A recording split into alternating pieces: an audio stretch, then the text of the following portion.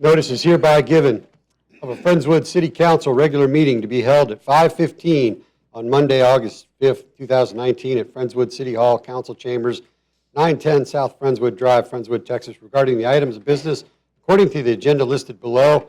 I'll call the meeting to order. We will lead off with an invocation by Deacon Paul Robinson from Mary Queen Catholic Church. And then please remain standing for the Pledge of Allegiance by our, yes, please. Okay. Robert? All right. The flag this evening is going to be presented and posted by Park Place Commandery Lodge number 106, Knights Templar. The Knights Templar is a Christian Masonic order. The team today on my left would be Hal Smith, Sir Knight Hal Smith, and Jack Peebles. And on my right would be Dean Bryant and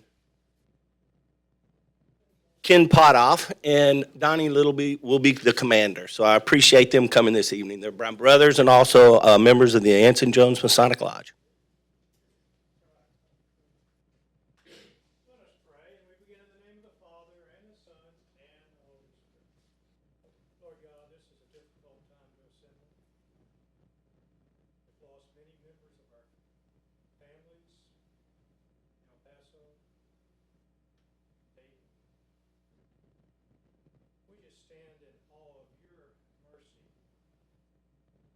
on those that have become victims, that you would receive them, those that have passed away, into your kingdom, that you would aid the medics and everyone else in caring for those that have survived. We ask you give that our people, our country, a time of stillness and quiet, a time of reflection of the shortness of life in some cases.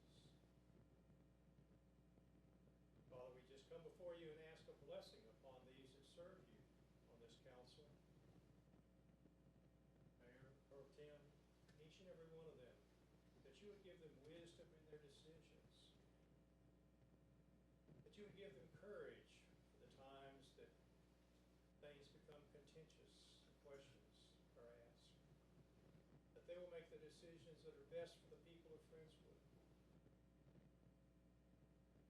We know of their willingness and their commitment to serving you, serving the people of Friendswood. We ask that you bless them, that you bless each and every person assembled here this day, and especially that you bless those in our country that we have lost. We ask this through Christ our Lord. Amen.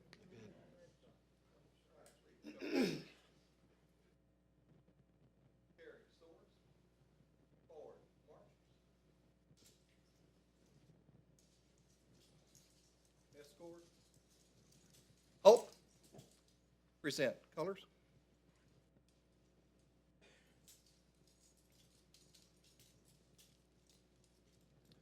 Ladies and gentlemen, you may drop your salutes for this flag talk. Ladies and gentlemen, we now direct your attention to the flag of our beloved country. It is always stationed in the east of every public building where it's accorded the position of highest honor. It is a constant inspiration to every lover of his country, to every true knight of the cross. It demands unswerving loyalty, wholehearted devotion to the principles of which it is the glorious representative. It is the majestic symbol of freedom under constitutional government. Beneath its protecting foes, liberty, equality, and equality, and fraternity have become the inheritance of every citizen, while the oppressed of many nations have found peace and happiness in the land of the country in which it floats. The flags of mighty empires have come and gone, but the stars and stripes remain. Alone of all flags, it expresses the sovereignty of the people, which endures when all else passes away. Speaking with their voice, it has the sanctity of revelation. He who lives under it and is loyal to it is loyal to truth and justice everywhere. So long as it flies, government of the people, by the people, for the people, shall not perish from the earth. Standard guards, post the colors. Sir Knights, present swords.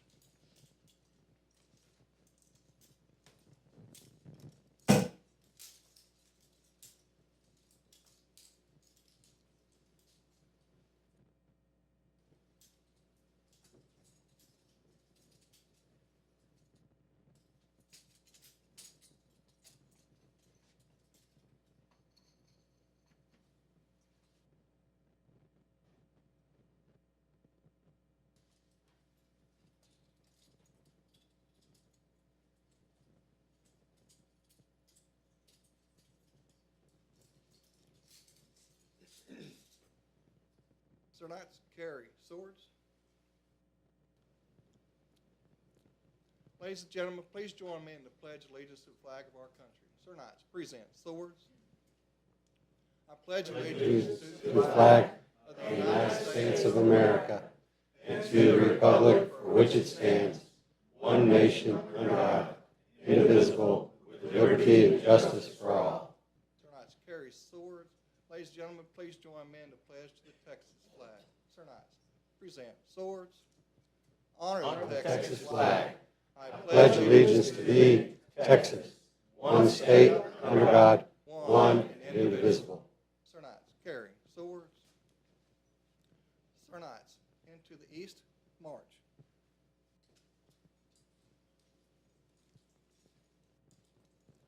Left and right, face to the west. Forward, march.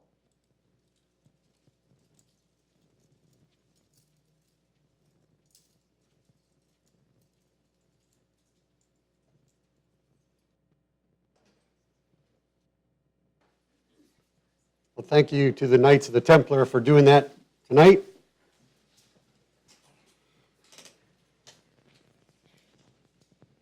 I don't know how the Boy Scouts are going to compete with that.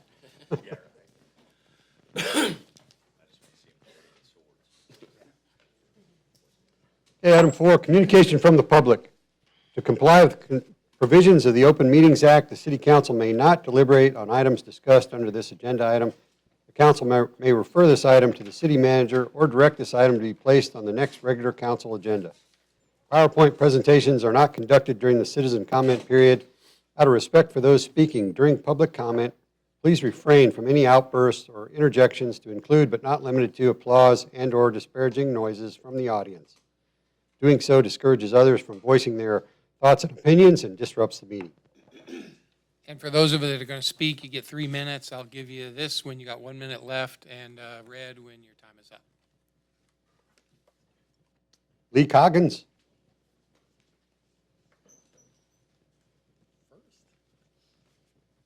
Thank you, Mayor, Council. I'm here tonight not as a former, well, I'm a former member of the Drainage Committee, but coming here to speak to you tonight as a previously flooded resident of Friendswood.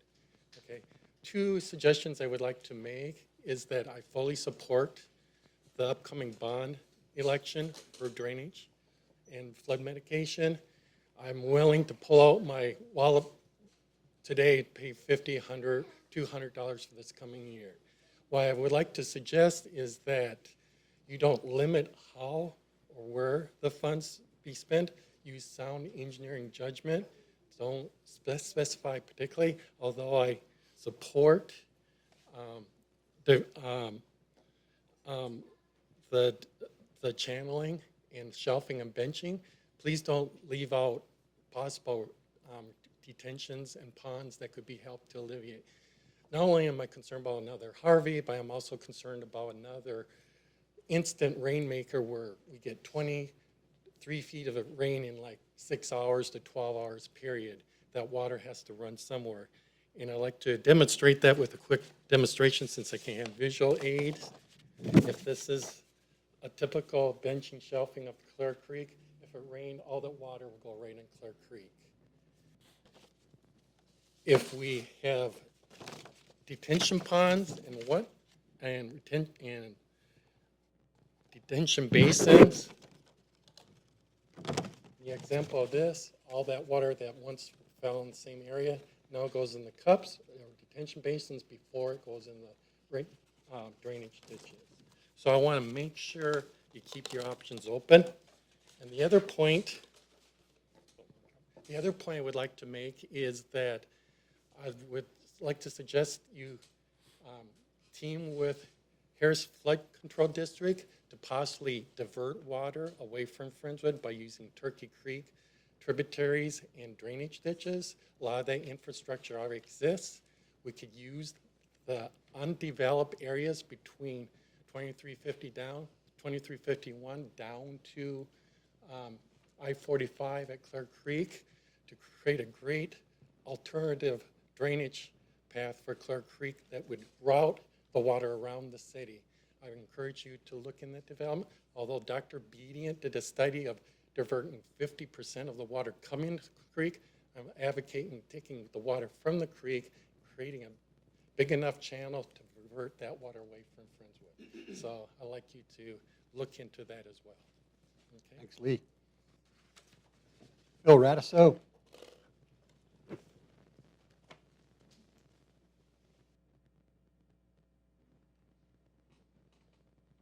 Mayor, council members, I'm here to ask you to please take a hard look at what the citizens have done to build upon the work of the subcommittee and the contacts they've made and things they've brought to the city's staff members, and to not short us on the dollars for this project, to make sure that this gets completed, as we know it's going to be expensive, and we know that there are numerous individuals that will work to support this.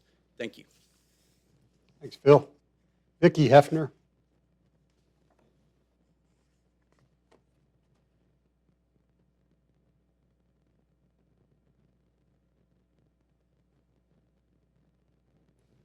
Hello, everyone. I am here and I am for all the things that we propose to help our drainage in Friendswood. I did not get home for 2 days. I spent 2 nights at the activity center before I could get home. Once I got home, it flooded. We do need to take care of the flooding, but we also need a place to stay. And we need to make sure, because even on today, at the activity center, the 50-year-old building had a leak from the little rain that we had this afternoon. We just need to make sure, because the drainage is going to take so many years to take care of. It is a long, long project.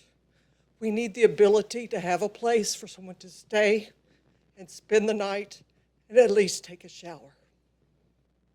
I appreciate your time. Thank you. Thanks, Vicki. Rob Roy. Here, City Councilman. Been a resident of Friendswood for 27 years and love living here. 17 years ago, I moved into the Analia subdivision, which does not have an HOA. Went through a real problem with barking dogs for almost 2 years when I first moved into the subdivision. Some people loved me and some people didn't like me very much. It's been real quiet there for the last decade until about 5 months ago when my next door neighbor directly behind me moved in with 2 loud barking dogs. I was actually going to bring a sound effects thing, but I think it's going to be inappropriate. If you've ever heard a Great Dane barking, it's crazy loud.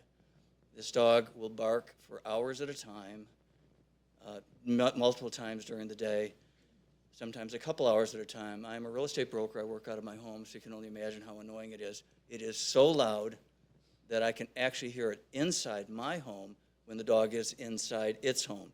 I've called the police several times. Animal control has been out. They've talked to the clients. And it's kind of a catch-22 because animal control says, well, it wasn't barking when we got there. We did talk to the homeowner. They're going to try to do something about it. You need to maybe do a recording, which I've done, several recordings, and do an unobserved misdemeanor. So I went to the police department and did file one with several incidences of when these things occurred. And I was somewhat aghast when I came back to check that the prosecutor decided that I needed to talk to animal control. It's like, okay, you talk to animal control, they say do an unobserved misdemeanor. I went back a second time and I got the same answer with an unobserved misdemeanor charge. So, I mean, really that's why I'm here. Now, I got lucky, I guess, one police officer did actually hear the dog vehemently barking and did write a citation. However, I'm just telling you, it just hasn't resolved anything whatsoever. So I'm asking for some assistance to resolve this with the prosecutor, what we can do to get this dog quiet. That's it. Thank you. Thanks, Rob. Lillian Wilson.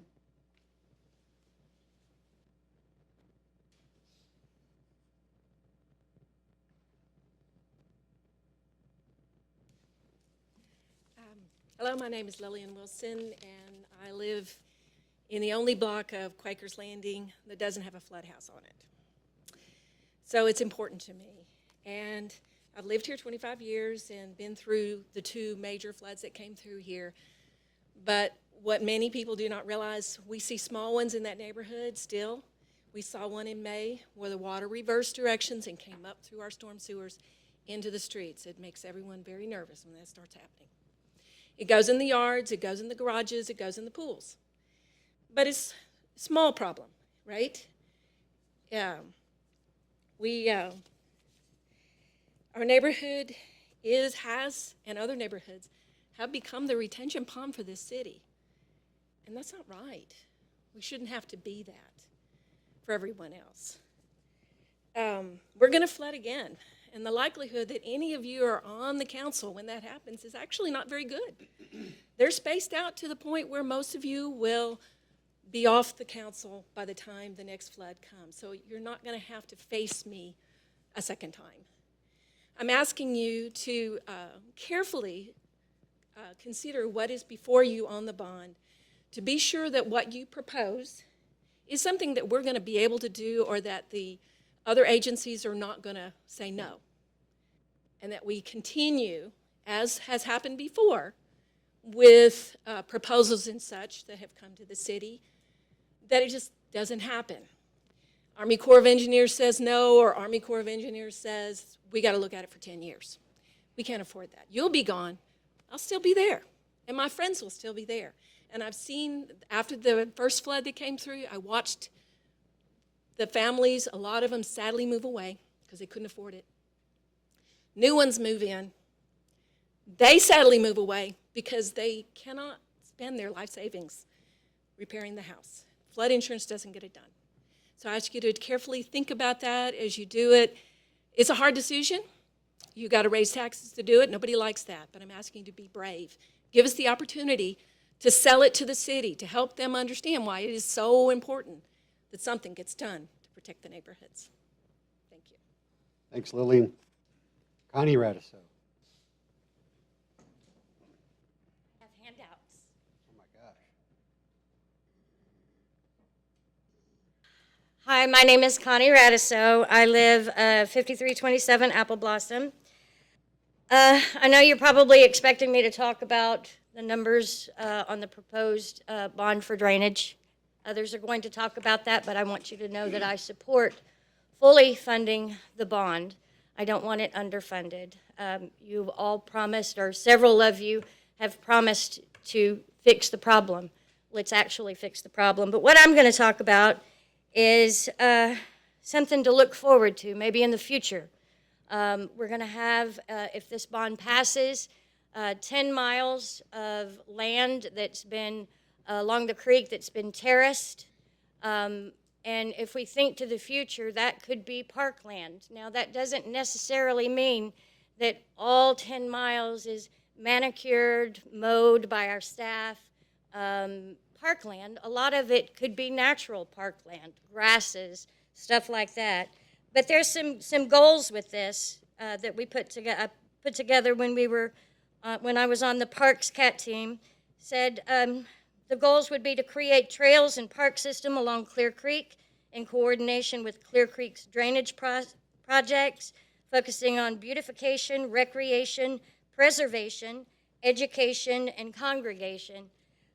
Provide a multi-use system for citizens, locate existing trails, and there are a lot of them already, existing parks to form desirable routes, utilize existing buyouts and city-managed properties, involve stakeholders in the planning process, have the citizens involved in it, address interests of participating members. We can improve the pedestrian accessibility, safety, and remove barriers, provide better connectivity to popular destinations, our existing parks, maintain environmental integrity, conserve and respect natural resources and processes, limit impact of the trail development, and I am not going to get through this. That's why I gave you the handout. We have so many parks along our creek already. There are also future parks that we could look at. The areas at Dixie Farm, Clearview, Quaker's Landing, Friendswood Link Bridge, Harvey's Landing, which you guys know as Deep Woods, and the Public Works, the old Public Works, Whitcomb property. There's lots of things that we could do along there. We can do nothing, or we can make it into very enjoyable areas. And I've already posted some of this on social media, so some people already know it. In 2012, the Houston Parks Bond had us listed as part of it. In the 2020 Bayou's Greenway Initiative, we were removed from it, but that's probably because that's just City of Houston.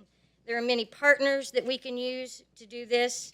In the bond, we only had two sections. We had the drainage, where we asked for park design. I do not see anything about park design. The part of the parks is only to work with other partners that are available, Texas Wildlife and a lot more. Anyway, thank you. Thanks, Connie.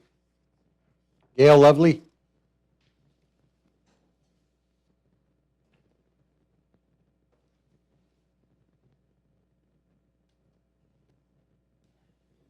Good evening. I'm back. Tonight you decide on if you will put forward bonds to the citizens for a vote. I urge you to consider carefully. I'm going to focus, of course, on the drainage bond. No surprise. First thing, pay attention to the details. Citizens have repeatedly stated the desire to plan for green space and parkland. This requires engineering and planning from day one, not an afterthought. The materials you'll see tonight do not mention this requirement at all. If it's your decision not to plan for green space or parkland, state it. Do not let it slip by just as an omission. If you're supporting this goal, add it to the documents tonight. Move forward with it. If not, tell us why you're not supporting the decision of the drainage as a green space. Second, pay attention to the details. Removing more dirt will lead to less flooding. Future design and engineering work will refine the amount of dirt to be removed and where it will be removed, all without touching the creek. The early numbers are preliminary and serve as a guideline, but this is not a place to scrimp. Pay attention to the details. Why include dredging in the bond language? I'm not sure anyone wants an ugly dredged creek, and as Russ Poppy, the executive director of HCFCD, stated in a recent meeting here at City Hall, that would cost an additional $50 million in Friendswood alone. Pay attention to the details. Time matters.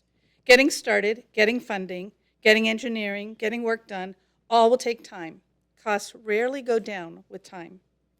Make sure there's adequate funding for contingencies, inflation, considerations to last the length of the bond work. Pay attention to details. Underfunding a project from the start will cause delays, unfinished work, and the need for more funding later. Why not let the citizens, they'll be the ones paying, decide if paying Friendswood full share for this more than $200 million project with contingency and inflation is too much. The difference of less than $1 a month in 10 to 15 years could lead to an unfinished project due to lack of funding and foresight and be far costlier to far too many. Let the citizens know the costs and vote on them. Plan big. Don't decide to hope for richer partners, hope for less inflation, hope for generous landowners, hope for a second bond. Let the citizens of Friendswood get this work off to a good start with the funding needed for the project to be successful. And if those hopes for rich partners, lower inflation, and designs which are less costly come our way, we can decide not to issue the maximum bond amount authorized this year. But if we need it, it is best to budget based on science and engineering, not on hope. I hope you consider these details tonight. Thanks, Gail. Ron Lovely?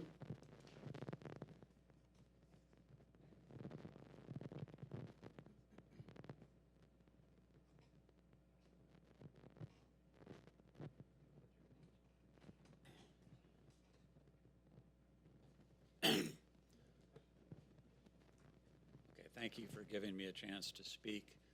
The handout that you have there, I'm only going to talk about the top chart, but the other charts are there. Hopefully you'll take my comments into consideration. Later tonight, the city manager will present the charts on a proposal for the drainage bond. In that set of charts, there are omissions. If you approve that proposal, you'll need to explain, and it's real simple, explain why no accounting for G&A, why drainage is not integrated into a park design, why our buyout's not fully accounted for, and and why no accounting for inflation. So it really boils down to those four things. The HCFCD costing formula uses $3 per cubic yard for G&A. This covers management, administrative, ongoing engineering support, contracting, purchasing, legal support. Our project will have government requirements and government oversight. We will be jumping through hoops. It will require G&A. Contingency is for unknowns in early planning. It does not cover G&A since G&A is known. The reason that you design the parkland and integrate drainage into the parkland design is the consequence if you don't. Engineers know that you'll end up with a ditch that you later have to fix to make it look good. The buyout figure in tonight's package is $30 million, and that was originally for 100 properties for $300K. Today it's 60 properties for $500K. There are many ways to make it be $30 million. The CAT identified the actual properties in the floodway to be purchased and accounted for uncertainty. Their number is 48 million. It has a basis. The 30 million figure with contingency comes to 39 million. The difference from 48 million saves an average household 15 years from now 24 cents per month. 24 cents isn't worth jeopardizing the project and flooding more homes. Not accounting for inflation is a killer. The CAT recommended a modest 3% per year. Both HCFCD and Galveston County have seen more in recent years. And there will be competition for resources. Omitting inflation for lowballing it will leave us with a lot of explaining to do. Correcting the omissions results in a total project cost of $225 million. The 25% matching share for that is $56 million. This is about $6 a month for the average household after 15 years after the money's spent. If you believe the omissions were okay, then I would ask that you explain your logic tonight to the audience so everyone can understand it. Again, the omissions were on G&A, parkland, buyouts, and inflation. Keep in mind that we only did one simulation of terracing, and it was based on the narrowest section. We do know that the properties that touch Clear Creek are large enough to comfortably accommodate removal of about 8 million cubic yards and give us a beautiful park. The proposal in tonight's package only accounts for removing 6.7 million cubic yards. It's not an overestimate, it's an underestimate. Thank you very much. Thanks, Ron. Sarah Van Riper.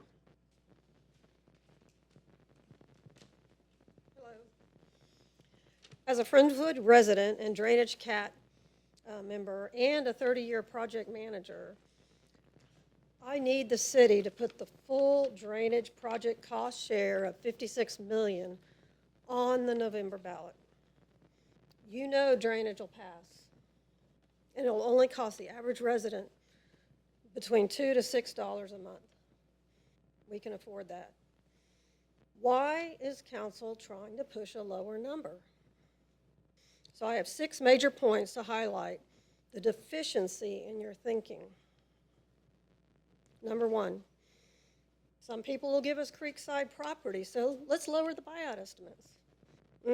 Unrealistic. Number 2, the feds may only ask Friendswood to pony up 20% when all the other cities in America are ponying up 25%. Unrealistic. Number 3, let's only put cost of labor to dig the terraces. And forget about the cost for overhead, equipment rental, safety, etc. Unrealistic. Number 4, let's not include contingency costs because we've thought of everything. No, forget about paying for any unknowns that might come up, like running into underground obstructions or contaminated soil. This is unrealistic. Number 5, let's assume costs we paid last year will not increase over 15 years, over the life of the project. That's unrealistic. Number 6, let's design the cheapest straight line drainage ditch pipe and forget about maintaining Friendswood's natural beauty and putting a green belt. That's unacceptable. So to not consider all of these 6 points, that's unacceptable in this estimate. So partially funding the Friendswood Drainage Project will be just like the Blackhawk project that ran out of money and years later remains unfinished. So we need to have the full $56 million for our cost share on that drainage bond. And when you cut corners on a project, you don't get a good outcome. Thank you. Thanks, Sarah. Jennifer Waxman.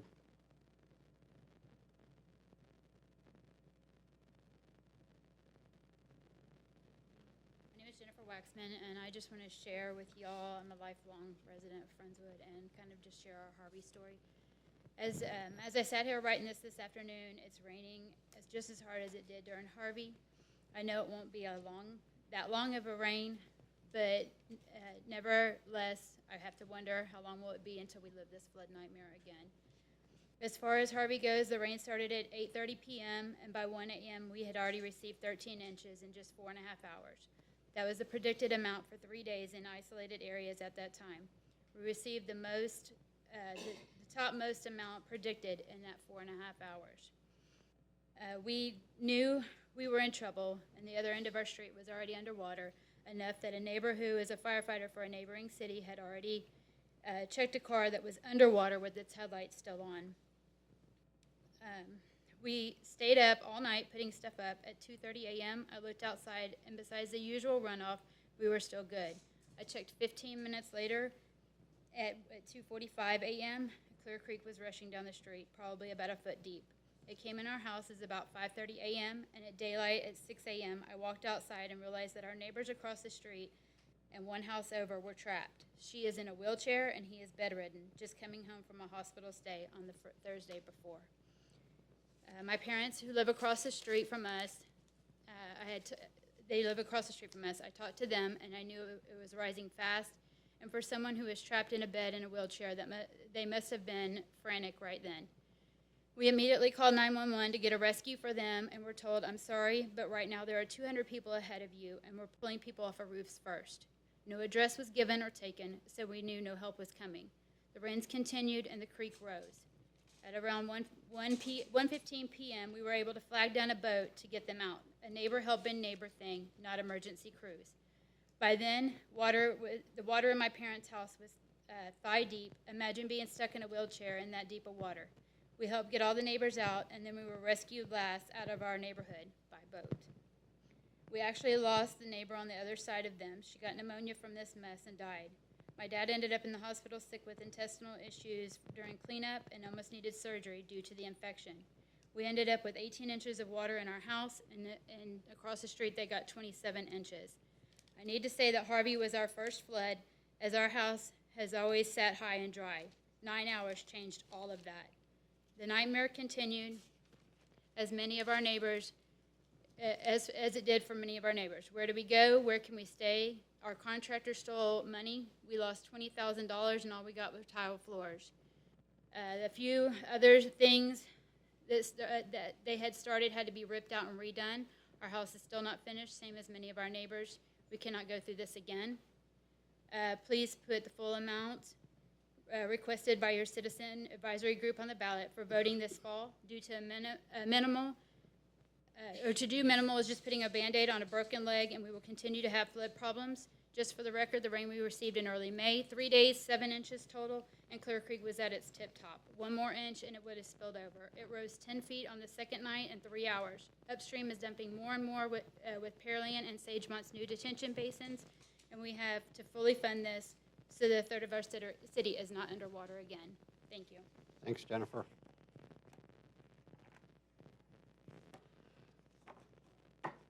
Item 5, work session. Item A, budget discussion. So it's budget season again already.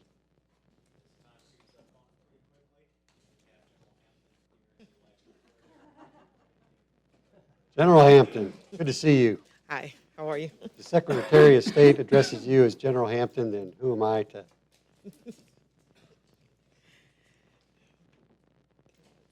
They're going to cue it up. Good evening, Mayor and Council. The objective of this work session is to present the proposed budget for fiscal year 2020. Hard to believe we're there, but we are. We'll start off with our total revenues, and this includes all funds, not just the general fund and the water sewer operational funds. We're projecting about $79.3 million in total revenue for the coming fiscal year. The largest portion of this revenue, as has been in the past, is taxes, about 38% or $30.3 million. This includes not only our property taxes, but also sales tax revenue, including the half-cent sales tax for streets improvement and Friendswood Downtown Economic Development. It also includes our mixed drinks taxes and also the franchise taxes for utilities operating within the city. Our next largest revenue source is about 35% or $27.6 million.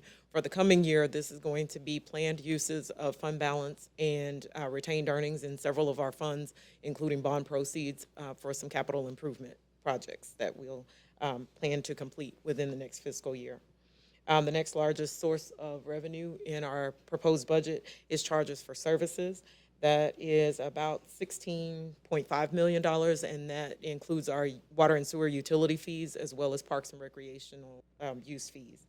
The remaining 6% of the revenue projected in the budget includes things like our interest earnings, miscellaneous receipts, building permits, also our court fines and library fines, as well as internal lease payments for vehicle replacements that we're planning for the coming fiscal year, as well as intergovernmental and grant funds. Our total expenditures, again, this is all funds, not just our general and water sewer funds, total about $79.2 million in the coming fiscal year.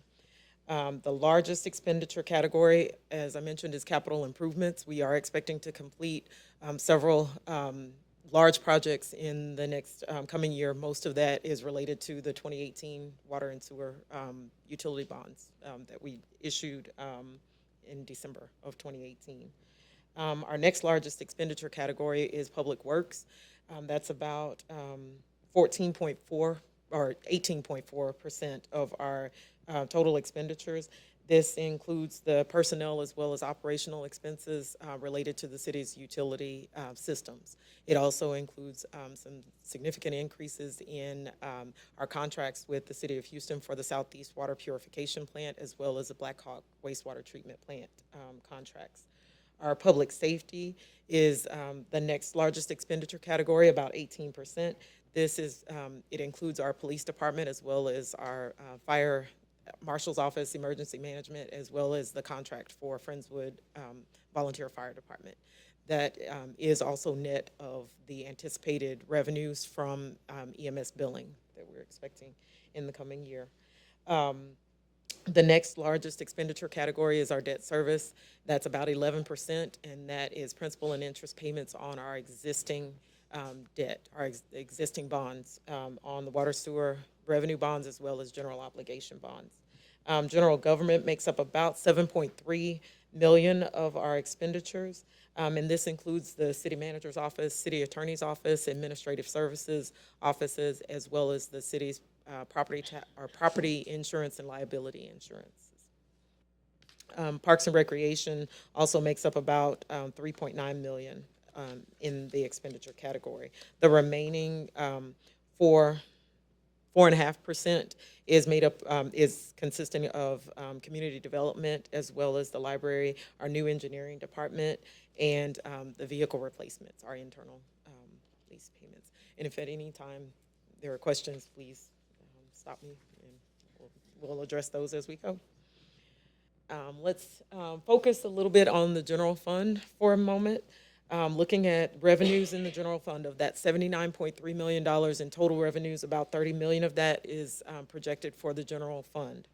Our property taxes makes up the largest portion of our general fund revenues. That's about 53%, and it's up about $1 million, a little over $1 million that we're projecting over this current fiscal year.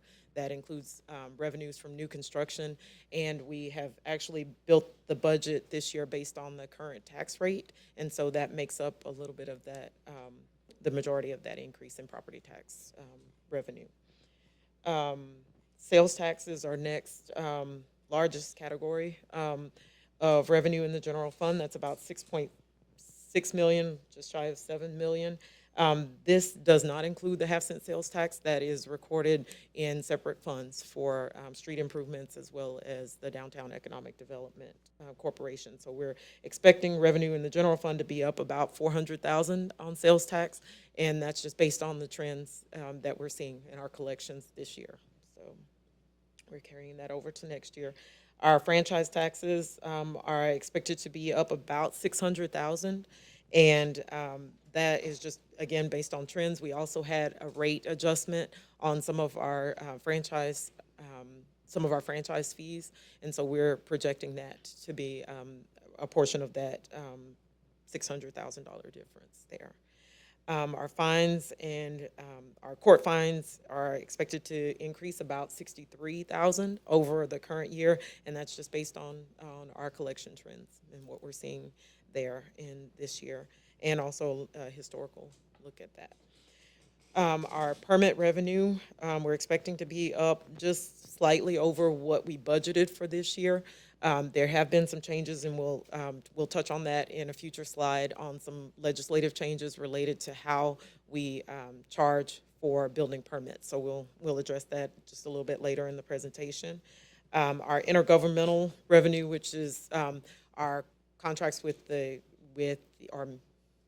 our memorandums of understanding with the school district, are included in our governmental revenue. This is also some grants that we historically have received in the past that we're expecting to receive in the coming fiscal year. So we're expecting just a slight decrease in our intergovernmental revenue for this year, not significant, but that is one that's kind of variable because it just depends on our grant applications and what we are awarded. So that has a little bit of fluctuation. So our charges for services, again, this is parks and recreation use fees, as well as some services that are provided in our community development department.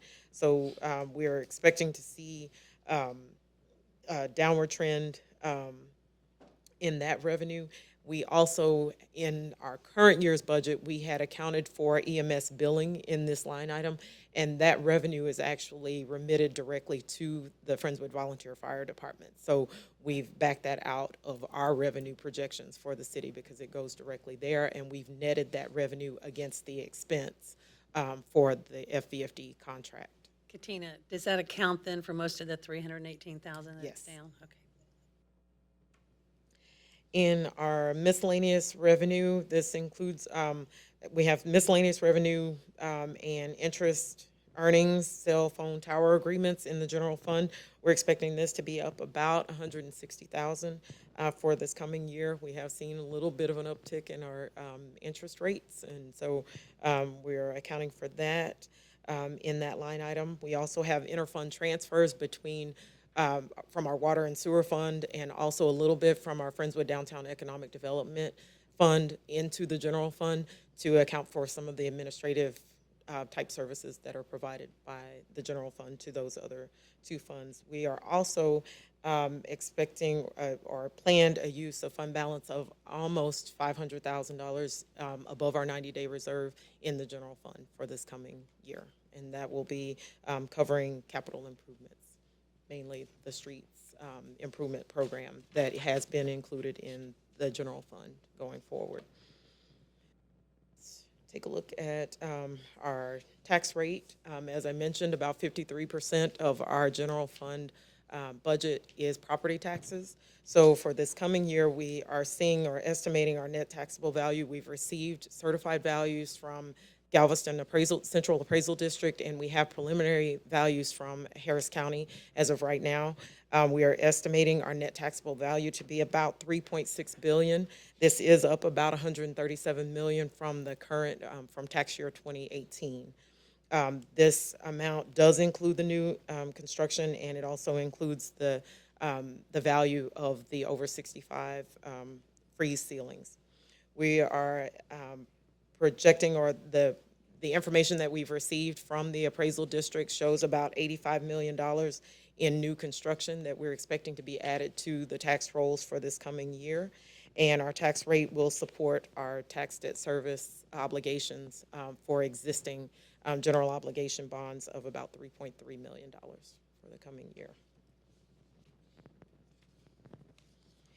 As I mentioned, there has been some legislation regarding building permit fees, and Aubrey is here and may be able to speak more to that if you have specific questions about that legislation. In essence, it changes the way that we charge our building permit fees. In the past, we have based our building permits on the value that is, or the estimated value of the structure. And going forward, the legislation is now calling for us to charge based on the square footage of a structure. So that is to, and we've looked at that, and in our revenue estimates, we try to base that fee going forward in a manner that will bring in about the same amount of revenue and be comparable to our neighboring cities. So again, if you have specific questions about that, Aubrey is here and We have to charge based on a square footage, but they don't tell us what to charge per square foot. They just tell us that we have to not base it on the value. And so you're telling us that you're just going to set that fee at the level that it brings in the same money that the permits brought in when we were basing them on value. Correct. And they didn't mandate square footage. They just said you can't base it on value. So every city's kind of scrambling to, the majority of the cities are going to square footage. And the logic behind that is there is a cost for the city providing that service. When we review plans and when we send an inspector out to inspect the work that's done, it costs the city money in terms of that, the manpower, staffing, as well as vehicle usage and things like that. So we're trying to offset the impact of the tax rate by charging a fee that's more commensurate with that service provision.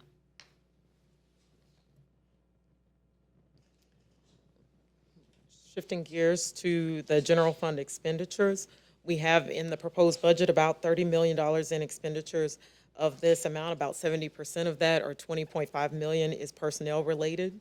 In the general fund this year, this current fiscal year, we are establishing an engineering department separate of our public works department, so that is reflected in the proposed budget. We've also included employee merit of about 2.75%. Excuse me, Katina. Yes. Does the new engineering department include the cost of the drainage engineer that we wanted? It Yes. does, yes.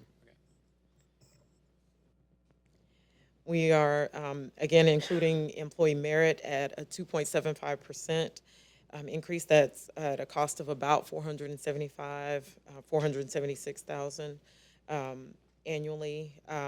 We also have included in the proposed budget a slight pay plan adjustment in the public safety department. It's not expected to cost more than around $5,000 total, so it's a very slight pay plan adjustment. This year, we are not seeing any increase to our health insurance premiums, our health or dental insurance premiums for our staff, and that is directly attributed to successful negotiations of the consortium that the city belongs to, along with the cities of Dickinson and West University Place and Webster. So, I think if we had anything else. And non-personnel, on the non-personnel side in the general fund, it's about $9.5 million. This is a net increase of about $834,000 over the previous year. Again, some of that is directly related to the development of the new engineering department. We have also included looking at our current services budget and just the needs of the departments to operate at the current services level is reflected there. And as I mentioned, the $500,000 for the street improvement program that council has continued to direct us to include has been included in the proposed budget. We also have about $1.7 million in forces at work and decision packages included in the proposed budget, and we'll see that on the next slide.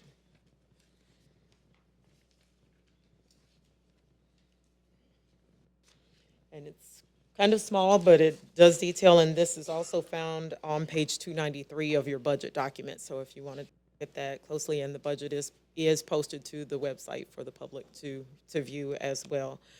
We've included in Forces at Work, about $270,000 in Forces at Work are included in the budget for this year. A lot of those are IT related. We're having to add a Public Works software, our Public Works module, work orders, and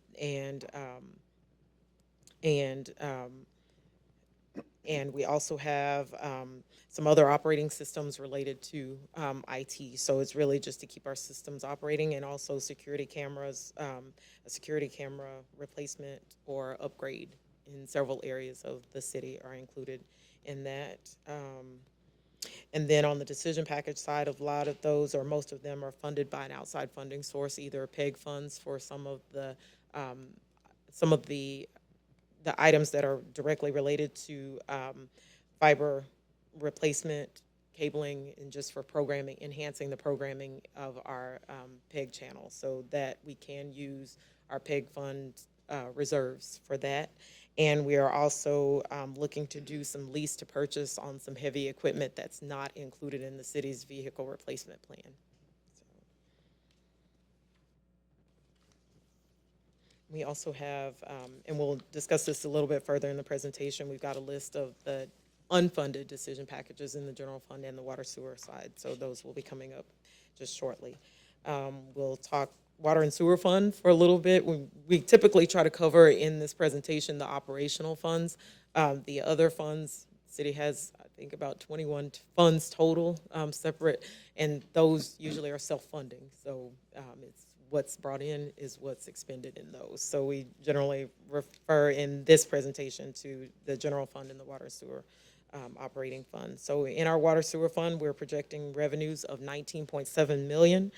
As you can see, about $15.5 million of that is directly related to our water and sewer revenue fees, our water sewer use fees. And then we have some administrative fees that are related to disconnections, reconnections of for non-payment, and same-day service connections and those types of things. We also have a little bit of revenue in water meter sales, and those are usually directly related to new home development or new commercial developments. We have a little bit of interest in the water sewer fund, interest earnings of about $114,000, and we're anticipating a use of water sewer working capital in the water sewer fund of about $3.6 million to cover some capital improvements at the Southeast Water Purification Plant. Katina, we raised rates on water. What have you seen as far as the revenue from our raising the rates on other citizens? We we've not received the phone calls that we had expected to see, and the billings actually have not been a significant increase to the average user. So we are seeing getting the revenue that you anticipated that we would get, or are we not getting it? We have, and by actually adopting the rates a little bit later in the year than we had anticipated, and we actually billed 2 months in arrears. So we are just now starting to see a trend, and there is an increase, like an uptick in the revenue. So we are expecting that to continue. And according to the utility rate study that was done this past year, we are anticipating, and we've built into the budget, the next, the year 2 increase. So we're expecting to see that in January of this coming fiscal year. So each year of the 5-year planning window was an increase in utility rates to cover the capital projects that are related to the utility systems, as well as anticipated debt service obligations. There's been some adjustment in the amount of water consumed by our residents due to, one, the amount of rain we've had intermittently throughout the summer months, which is our heaviest use months, as well as some folks have curbed their usage based upon the increase in rates. So it hasn't spiked as what we'd have anticipated. Mo, a quick question on our public works expenditures of, say, $14,545,000. This might be a timing question, but we issued those bonds for the $12 million for the new 42-inch line. is that going to be expended in 2019, 2020 budget? Do we have a timing on some of that? Because I know we have retained earnings now in the budget of somewhere $26 million of retained budget, earnings in the budget. So when is that money going to be spent? So 2.5 million of it was scheduled to be spent in year one. That 27 million is retained earnings plus the capital from the bond issuance itself. So it's not just retained earnings. It's a combination of all of that. Okay. But it's going to be expended in the next 3 to 4 years, if I remember the So schedule. that's why it's being Yes, sir. held, okay.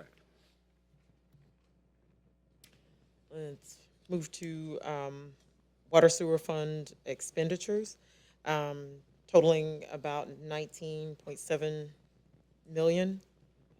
Yes, 19.7 million. The water sewer fund has the opposite makeup on expenditure size as the general fund, where general fund is about 70% personnel and about 30% non-personnel. Water sewer is almost the opposite, the exact opposite, where the non-personnel expenditures are the largest portion of the water sewer fund expenditures. On the personnel side, we have about 2.6 million there, and that covers a portion of the engineering department. That department will actually have employees that are coded to water sewer fund, and some of the employees will expenditures or their salary and benefits will be coded to the general fund, and that's just the break in the functionality of those positions. We, just like on the general fund, we've included 2.75% merit for the employees that are paid out of the water sewer fund.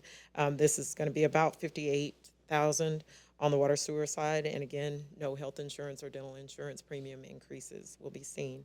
On the non-personnel side, we've got about $17.1 million estimated expenditures in the proposed budget. Debt service obligations of about $5.8 million on the water sewer side. And again, these are mainly related to the 2018 revenue bonds. And it's now time to start paying those principal and interest payments on that.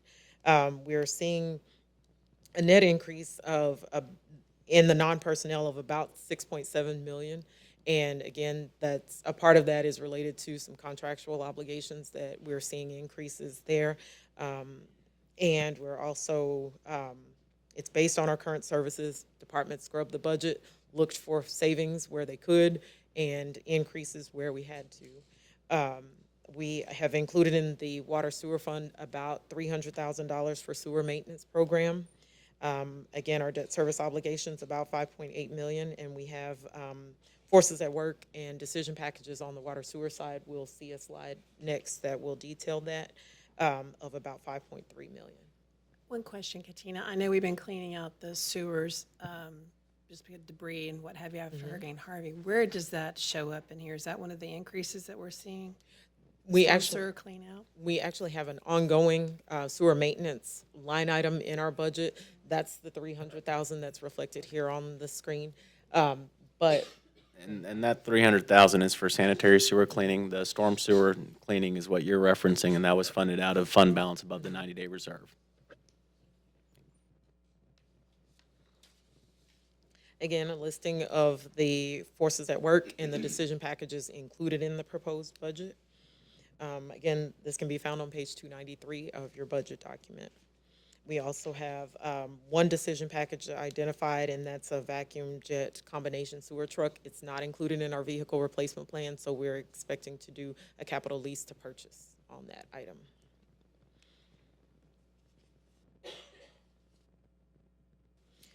This is our list of... Sorry, would you remind me again, the forces at work are not in the budget? Forces at work are included in the budget. Our forces at work are items that are either regulatory or it's something that has to be done to, or has to be completed in order for us to maintain operations. And the decision packages were also, those are the ones that were funded? These are the ones that were funded, yes, ma'am. The next couple of slides will show the unfunded decision packages in the general fund as well as the water sewer fund. As you can see, our list is pretty extensive. We had about 1.4 million that was submitted by the departments as needs, but we did not have the funding available to do that. When we go through our decision packages, our process is that departments will submit what their needs are, and our budget team actually reviews those items, and we go through it as a group. We rank them, and based on the funding availability is how those are included in the proposed budget. So these are the items that did not make the list. And this can be found on page 294 of your budget document. And this may be more of a Mo question than a Katina message or question, but I know previously each of the departments self-vet and then the department heads self-vet. Is that still the process you go through in order to decide what's an unfunded decision package, which is not? Correct. Each department head has an opportunity to present their decision package to the remainder of the budget team and sort of sell and defend each item. Afterwards, the department heads leave and they rank all items but their own, and then it develops a priority list. Whether or not an item's funded, though, is dependent on what the revenues we anticipate from the tax rate and other charges for service as to whether or not something gets funded is based off of revenues versus expenditures. It's not based on, the prioritization is laid side by side to that funding line. But they've each had the opportunity to make their case Correct. to their peers. And I must say, this has been the most collaborative organization I've ever worked for in that manner, but it definitely brings out some level of some buy-in from the team by doing it this approach, because everyone feels that they have a fair stake in this. I like that process. Thank you for continuing. Like previous years, we'll get an opportunity to maybe discuss whether we want any of these included, correct? That is correct. Be upset if you decide to fund all of these. We do have the tax rate equivalent Yes. available. It kind of looks like it grows larger each year. And that's not intentional. Each year, there are a number of items that are not funded, and so things just get carried on to the next year. And it's not as if services would cease to operate if these items are not funded, but definitely would improve the service level that we're offering. And in case we do each year with our unfunded decision packages, we have the tax rate equivalent available. If you would like that information, we can provide it for how much in tax rate each of these items would cost. So, this is our list on the water sewer side of the unfunded decision packages. As you can see, again, about $800,000 in items that were not included. Again, same reason as the general fund. These are vetted exactly as those in the general fund. So, and based on funding availability and the team's ranking, these are the ones that were not funded this year. And our next steps, that's the end of the presentation per se, but we do have some key dates that we'd like to keep in the forefront of everyone's mind. Our proposed budget was delivered to council by city charter prior to our August 1st deadline. The budget work session is this evening, so any information that council would like to share, direction that you would like to give us, we're happy to receive that. We also will have a public hearing on our proposed budget based on our charter requirements. We're scheduling that for our September council meeting. And then because we are proposing the current tax rate in anticipation that will be slightly above the effective tax rate, we would need to have 2 public hearings. That's required by state regulations, and then our hope is to adopt our proposed budget and tax rate on October 7th. So, and again, we welcome your input. We thank you for your support always, and my staff and I always say that we can't do what we do without the help of our budget team, city manager's support, and council's direction. So we thank y'all all. Good job, Katina. Are there any Comments? Discussion? I noticed on the unfunded was the pool staff salary increases. Will they get the same as everybody else? Was this over and above? It's actually those salaries would be funded by an outside funding source, meaning the use fees. So that's how those would be funded. Oh, the pool. I'm sorry, pool staff. About the pool, I was thinking summer camp. Summer camp, I'm sorry. Summer camp, I saw Wes Yes. in there, but the pool staff was on Was the in the unfunded. That's the way that it ranked, and there's not So use they won't- fees for that. Are There's they not city use fees to cover employees? that. Are they city employees? They're seasonal employees, yes. They're seasonal city employees. City employees. Like, okay, summer. On summer day camp has a revenue stream associated with it, the registration cost associated with kids that go to the summer day camp program, and so we can adjust those fees to cover the cost of the increase there. On the pool, we're not quite there yet, but we can look at alternatives. Just real quickly, what would the effective tax rate number be if we were to adopt the effective tax rate, and how much of an increase in revenues does this give us on a percentage basis? We are estimating, based on the values that we've received, the estimated effective tax rate will be around 51.24 cents, and we're proposing the current rate, which is 53.24. So it's a 2-cent difference. So Percentage around increase in So spending? on a $30 million general fund budget, it's 2%. 2% increase? Yes.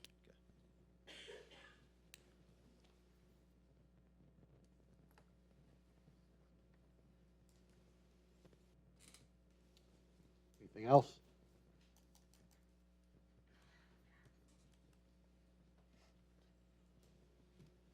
All right. Rod, need anything else from us on that? No, sir. We'll continue to move on as presented. Obviously, the budget is set to be adopted before October 1, so we'll have multiple meetings between now and October 1st. If there's any questions as y'all are reading that several hundred-page document, feel free to contact us, and we can visit further on any direction y'all have. Good. Okay, let's move on to capital projects update. We haven't had one of these in a couple months, have we? He's trying to get his last one out before we hire a director of engineering. Is that gentleman in the audience right now? He is. Do you want to go ahead and bring him up to introduce this item and present? Are we actually paying him yet, or is this just? It's pro bono tonight, so. Oh, good to see you, Hill. Look forward to meeting you. Good evening, council, mayor. Before you is the latest capital projects update. And I'm going to start for the next slide. The first project on hand here is the Old City Park over off of Briar Meadow. Before you previously had been the parking lot. It's an updated photo of the parking lot that had been completed. It's been continued in use for different events. You see the grass is growing out there, part of the dog park area. And the latest addition has been the restroom building and pavilion right behind it. That's the pavilion. We'll let you know that we recently did a substantial completion walkthrough with the contractor. Have a punch list item set up for them. They have some certificates for as far as the windstorm, the structural beam, a couple deliverables on their side, and looking forward, the ball's in their court, looking forward for them to have it ready so we can present it to council for acceptance at the next meeting. But the ball is back in their court right now. Renee, Yes, sir. when do we expect the dog park to open? We can get a soft opening within the next week or so. We had intentionally delayed opening the park due to the lack of restroom facilities since it hadn't been accepted, but everything else at the facility is operational. So staff is working on getting it open within the next week or so, but it's going to be Are you really promising 1 week? I'm really promising, Awesome. but I'm not looking at the back of the room because staff may be upset with me. I know where you can get portable restrooms. Restrooms are there. Next project is the Stevenson Park. It's an update. Again, it's a project mainly steered with the Parks Department. Michael Boyd and James Toney did an awesome job. It's just the latest picture of it out there on the backside. It's been open in use. Next project is the Black Hawk Boulevard. That one, the contractor had been working on their progress for you look on going north, maybe on the west side. I'm pleased to announce that they recently, did a punch list for them, also did a walkthrough, and just this past Friday, ended up switching traffic over. They had to knock out a couple items and stuff. They have switched traffic over. I will be transparent and let you know that their schedule they're a little behind on schedule. They, as with staff and also with a consulting engineer, we've pretty much put them on notice, wrote some formal letters to them, making them more advisable about the time frame, and starting to set up that formality with them, so that if it does deem necessary and we go down that path as far as liquidated damages and stuff. They've been put on notice, and they're trying to steamroll ahead. Some additional pictures. Next project is the 2018 street maintenance program. Originally, Angel Brothers had came through and did some original asphalt roadways, part of Winding Way, part of Spring Oaks, and other roadways. The process that they've been able to be a benefit to the city is called a reclamation process, where they're basically doing a recycling of the actual millings there. And it's added with some lime and also some fly ash to reuse it and stabilize the actual asphalt base or the subgrade, and being able to do the whole roadway. Through that process, been able to do a couple of extra asphalt roadways within the same project budget. And here recently, and one of the items before you for tonight for consideration of approval is an actual change order with the same contractor to do additional roadways and some concrete crack sealing, and then also some concrete panel replacements adjacent to where these asphalt roadways are tying in. To add to what Renee was saying, within their original budget, they were able to add Briar Meadow in front of Klein, Briar Creek between 528 and Greenbrier, the rest of Winding Way to Briar Meadow. And here tonight, we're going to discuss doing Wilderness Trails also, the second half of Wilderness Trails as well. So, And I'm so glad most of that we've been pushing them and Briar Meadow and Briar Creek, trying to get those roadways out, and they were working on Briar Creek today, as it might have gotten word, and getting them pushed and encouraged to knock those out before school begins. Next one's the desilting project. That one as well, in coordination with the contractor and working on their scope and getting some finalization on their scope and getting that wrapped up.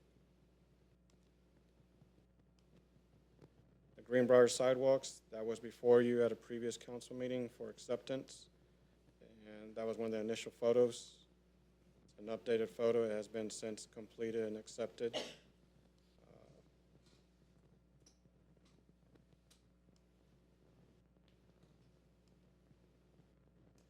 The next project is the Lift Station 23. That one as well, recently with staff, we had met with the engineer of record and got the 90% drawings back. And we have been in review with them and given them our comments back. And looking forward to, here in the very near future, looking forward to bidding out as far as first starting construction on that project. And the textile items, we have been, as staff, been in coordination, continued coordination with TxDOT regarding different items.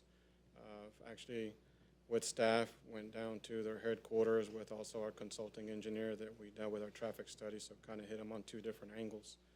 And I've gotten some multiple email correspondences and phone calls out to them, and not only with the Houston office, but also with the Lamarck office, with the area engineer, and trying to get some movement and some coordination and communication with them on different items. first item on that list is complete. The second item and third items, we're still working with TxDOT to add that information. But the model that Brown and Gay presented to y'all last month with the traffic study will help considerably in showing them the data that warrants the extension of those turn bays. And with regards to that, we're coordinating with a consulting engineer and trying to schedule a public meeting. Right now, we're looking at the 14th of August is what we're proposing. And that we're looking, trying to coordinate that over at the library as well. And the last one is the Galveston County Consolidated Drainage District. The latest update on that one, they've been moving full steam ahead as well. If you haven't been out there, they've done a lot of the clearing. A lot of the trees have been cut down and relayed over. They're mulching a lot of the stuff out there, a lot of the trees. It's all a recycling process, reusing the mulch. They've also, some of them, through coordination with the Drainage District Operations Manager, Joseph, he has let us know that also, as far as some of the part of it is being logging as well. In coordination also with city staff and in coordination with the franchise utility companies, getting all the franchise utilities taken care of also. Removal of AT&T, Tex New Mexico lines, and then also, we're also coordinating with them on removal of our infrastructure, the underground utilities as far as the water and sewer as well.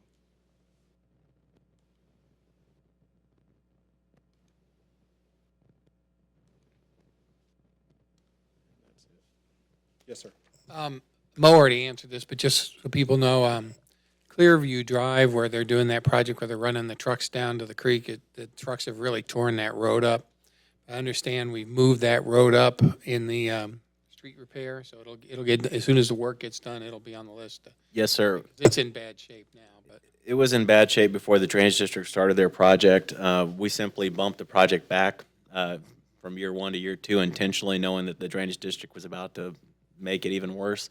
We didn't want to improve the road and damage the new road, so it will be done in year 2. Thank you, Mo. That's exactly correct. Thanks, Renee. Okay, let's take a look at item 6, special recognition and acknowledgements. Are we ready for A? 5-star, or do you want to push that? Okay. How about B? Recognition of Eagle Scout Callahan McKee for his project repairing the walkway at the Perry Museum. He's here, yes. Great. Awesome.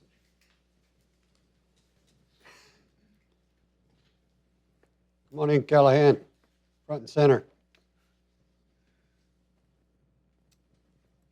Councilmember Rocky, can I turn this over? sure. Over to you. Callahan here just completed an Eagle Scout project for the Friendswood Historical Society, and while oh, that's for me. Oh, okay. While he was working at it, several of us went over to look, and I think, is your mother here? Yes. Yeah. Where's she at? Somewhere. Oh, okay. I think you recommended to me we should do something for Eagle Scouts at council meetings, and I thought that was a really good idea. So I think we're going to try in the future. You're the first here, but we're going to try in the future to get Eagle Scouts and Gold Award project winners to come up and introduce themselves and tell a little bit about their project. So why don't you give us a couple minutes about the project? So for my project, I was tasked with redoing the Perry Home Walkway. And let's see. So basically what I did was I took out the flagstone, made the pathway nice and level, put the pavers in first, and then I put the flagstone in, put sand all around the flagstone, and tampered it like a lot. And so yeah, that was my project. It took like 200 plus hours, and it was a lot of work. You did all 200 hours yourself? Yes. Good job. No, give credit where credit's due. You did it all. Okay. Yes. I guess so. We had, the first day we had like about 35 people, and then that was just like the big, long, like stuff of, yeah, just doing all that stuff. And then, like, the rest of the days, we're just, like, 2 hours here, 2 hours there, just, like, doing not as much stuff, just, like, making sure everything was nice and neat, the quality control, I guess. And, so, yeah. Is there anyone you'd like to thank, like your parents, maybe? Yeah, thanks, Mom. Thanks, Dad. Well, it looks really good, so thanks a lot, Callahan. We appreciate it.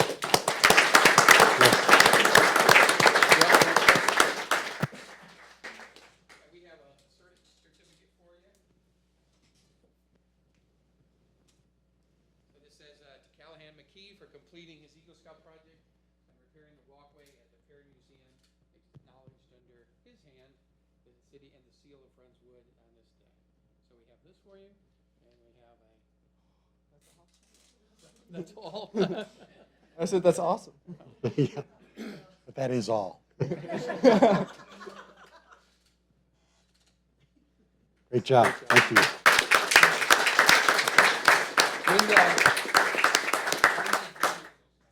I have my quarter review on the 8th, so hopefully I pass.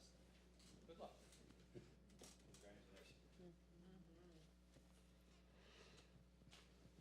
Okay, it's recess until 7 o'clock. We'll come back for the public hearing to start item 7.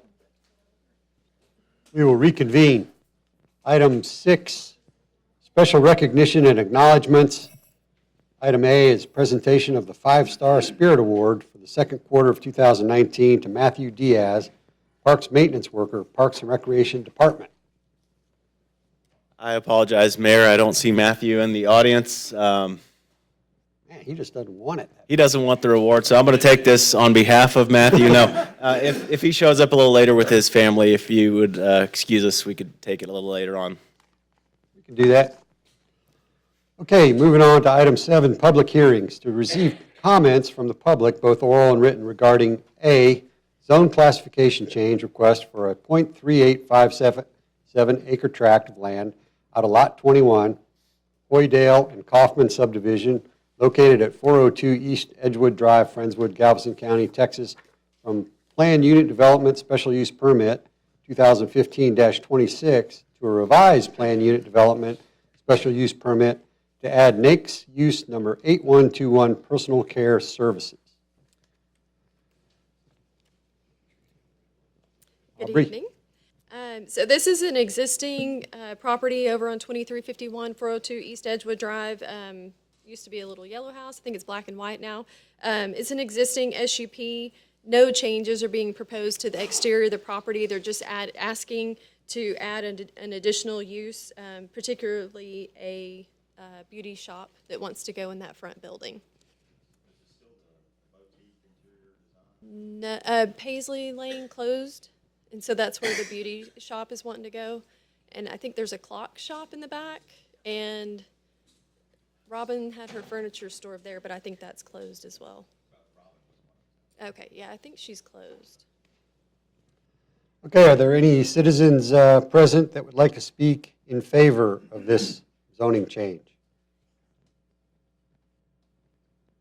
Anyone desire to speak against this zoning change? We have one.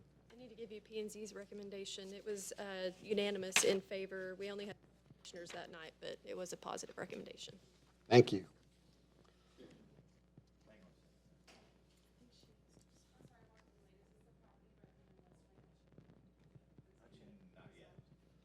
West Ranch. We don't have anything on West Ranch for the public hearing. We do not. There's no rezoning application related to West Ranch.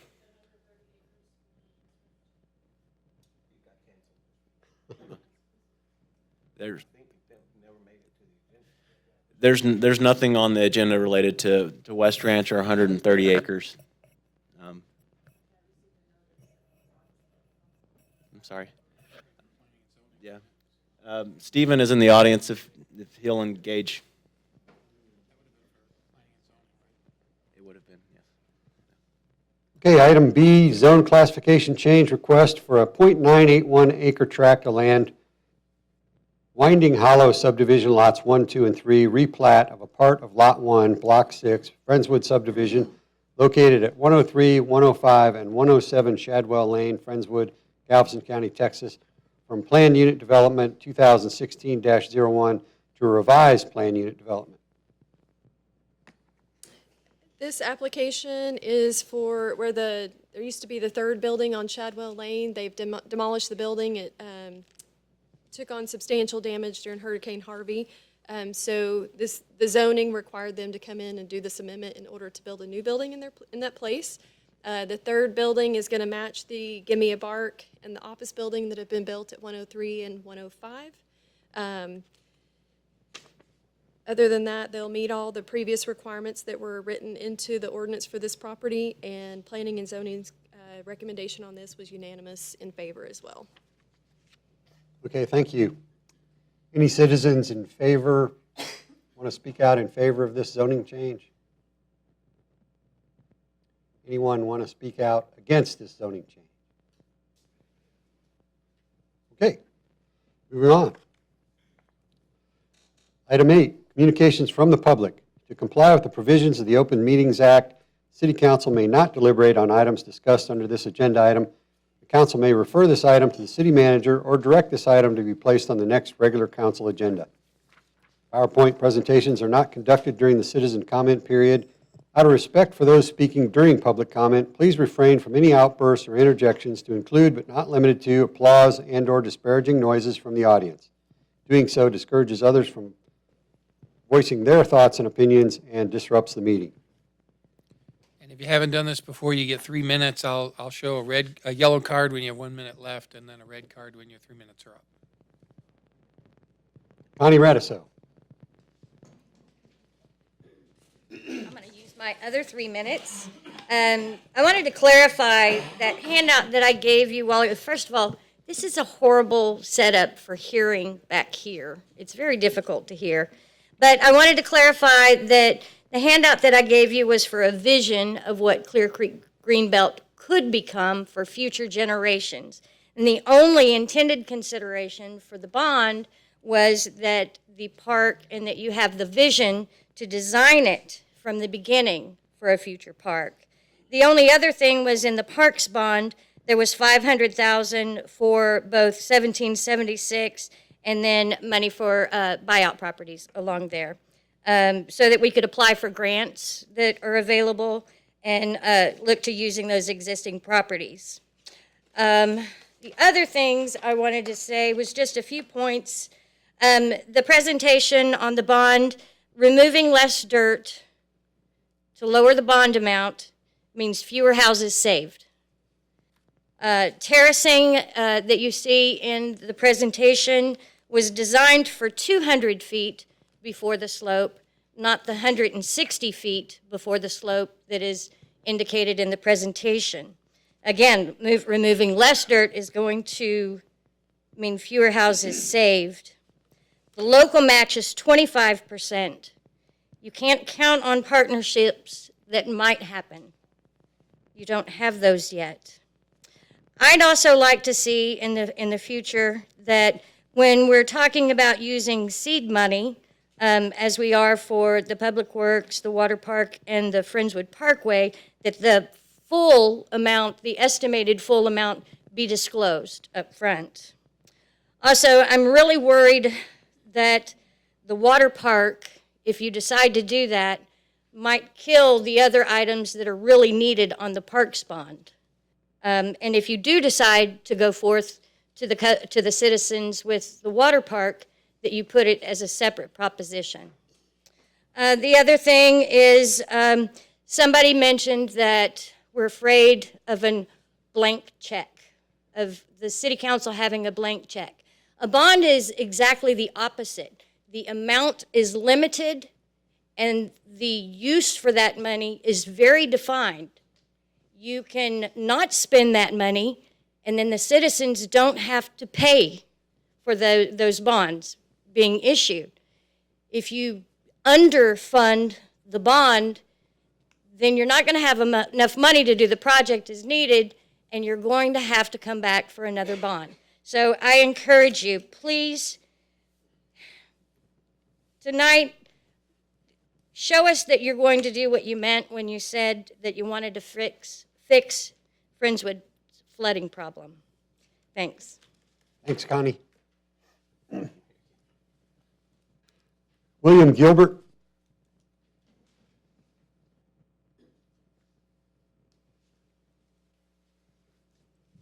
Mr. Mayor, Council, Madam Secretary, I apologize for not being here earlier.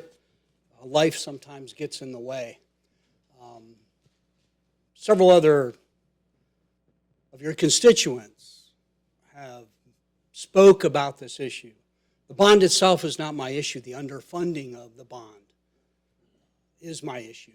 The use of the bond money for the appropriate actions initially, green belts and parks and things like that are wonderful.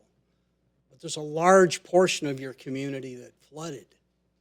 There's a large portion of your community that needs these things to happen for those primary reasons. And if those secondary reasons come along, fantastic for that. But the primary situation that we're in is that, and I know, I've been in Friendswood 30 years, and from members of this council and other community members that sit behind me, I know I'm a newcomer to Friendswood at 30 years. But the property that I have has been through Allison, Claudette, and you can name them out. If I turned around, the folks behind me could call them all out. I never had water. If you go and look at the northern end of us and the southern end of us, there's been very significant mitigations done. And folks, I'm not an engineer for dirt. But if you look at the northern end of us where it comes across and the southern end where it dumps out, you'll see that we are the bottleneck for it. And the impact to the Friendswood residents was that significant bottleneck. A property that I live in currently, it's been there more than 50 years or right at 50 years. We celebrate 50 years in 2018 of the community being there. Never had water in it. I had 40 inches in it. The mitigations that you do that are very, very significant for the community that sits here, the community that's out there. We need this bond money used appropriately for the immediate needs, the things that will mitigate this. And like I said, if those other things come along with it, wonderful and fantastic moving forward. But the cost of what we just went through, and not just for those of us who had to rebuild, the cost overall to this community was very significant. Don't underfund this. Let's not stop halfway. I ask you to take that into consideration, not just me, but everybody who stands in my position, and fund this completely to take care of those imminent things. Thank you, Mr. Mayor, Council, Madam Secretary. Thank you, William. Dave Yelovich.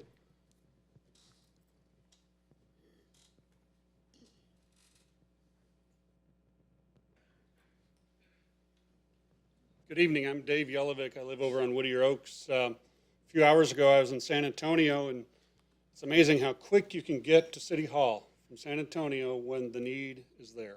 I felt it important enough to come here tonight to just, one, reiterate what they've just said.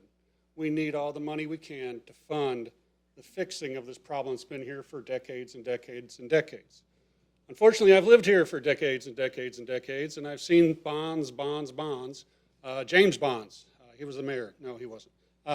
But I went back when she was going through the budget, and I looked at the 2013 PowerPoint presentation right on these very screens. And it said we were going to get a nice new Blackhawk Boulevard, basically from 2351 to 528. We all know now that ain't going to happen. Why? Because we ran out of money. We were told in the newspaper by a person here in this room that all that bond money would be spent immediately because we know costs go up. We got to spend it right away. Now, 7 years later, we realize costs go up. Blackhawk isn't as long as we thought it would be. Same thing happened to the El Dorado, Friendswood Link, Whispering Pines extension. That became small because we ran out of money. So I'm urging you to spend the right amount of money because that's what it needs. And plan for it now so the folks that are here 5, 10 years from now don't have to say, I told you so. I found this actually 2 days ago in a seminar I was in. John Ruskin, back in the 1800s, pretty smart businessman, says, quote, "It's unwise to pay too much, but it's also unwise to pay too little. When you pay too much, you lose a little money. That is all. When you pay too little, you sometimes lose everything because the thing you bought was incapable of doing the thing it was bought to do. The common balance law of business balance prohibits paying a little and getting a lot. It can't be done. If you deal with the lowest bidder, it is well to add something for the risk you run. And if you do that, you will have enough to pay for something better." I hope we do something better. Thank you. Thanks, Dave. Kathy Rogers.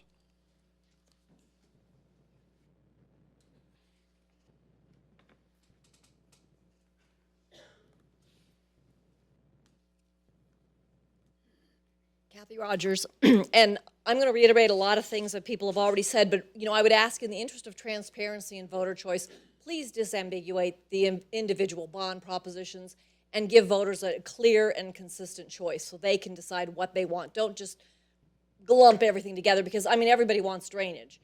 And as Mr. Yelovich said, please fund that adequately because, as ISO 9001 from the 2008 version says, quality is the conformance to requirements and the fitness for use. So we've got to come up with a plan that's fit for use. As people have said before, both the previous speaker and Ms. Van Riper, the 2013 Blackhawk bond didn't get completed. So was that an overpromise or was that an underdelivery? But that is a significant failure in the part of the city from carrying out a bond proposition. A water park, oh, come on. People are digging out from Harvey, and let a commercial endeavor do it if it's viable, but this was never in any of the Parks Board surveys. People never said they wanted a water park, and the liability is going to be horrible. This potential for a 10% tax increase from $53 to $58, not including West Ranch, who pays more, will leave little room for financing projects in the city when we get to build out. So, we're at a critical point right now, and if we load people up with financing now, what are we going to do when we're built out? And the pool, why did we rework the bathrooms at a cost of $484 a square foot for the bathrooms at the pool when the pool had horrible problems? I just think that's the cart before the horse. And again, the use fees should have been paying, and again, everybody knows who's got a pool, and let's face it, lots of people have pools. Lots of subdivisions have pools except where the citizens voted to fill them in. Lots of apartment complexes have pools. So there are plenty of pools, and there's the Natatorium, which Galveston County residents are paying on an extensive year bond. Why can't we use that? And of course there's no incentive to use it, so that's a significant problem. Fully fund drainage. I'd rather pay now than dig out later. So I seriously ask, and I didn't flood, but my house was built to 3 feet above Claudette, and the water came lapping up a half a more inch, and it would have been in. So, I ask you to fully fund drainage, and just as a side note on the budget, let's not count on library fines for underwriting anything, because now they're letting at least kids read off their library fines. So I thank you for your time, and again, please disambiguate those bonds. Thanks, Kathy.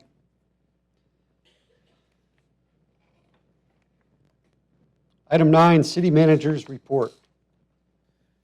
Mayor and Council, I will keep this brief. As you know, we just got done celebrating the 50th anniversary of Apollo 11, of the moon landing. It was a month filled with several commemorative activities at the library. There were multiple panel discussions, as well as, and I'm probably not the right person to do this justice, with all the work that Mayor Pro Tem Branson did, the Mayor Foreman, as well as Councilmember Rocky. It all culminated in a festival throughout Stevenson Park on July 27th with a car show and youth rocket launches, as well as a concert in the park that evening.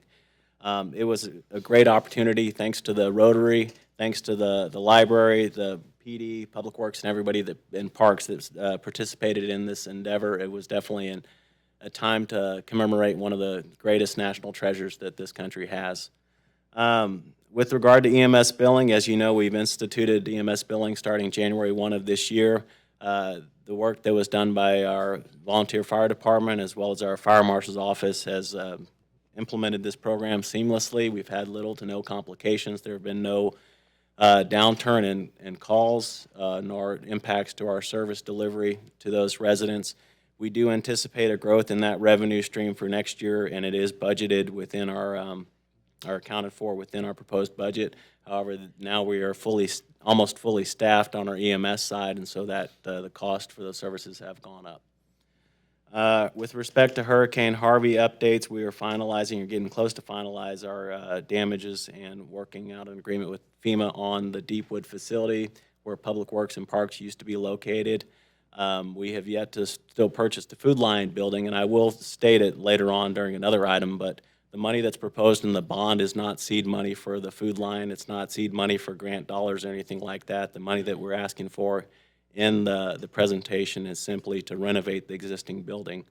We're purchasing it with other funds. We have had a kickoff meeting with the Texas Division of Emergency Management for our Hazard Mitigation Grant Program buyout.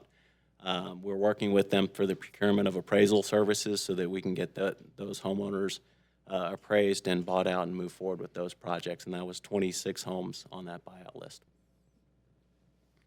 Thanks, Murad. Item 10, communications from committees and special reports. Community and Economic Development Committee Annual Report given by Chair Skip Evans.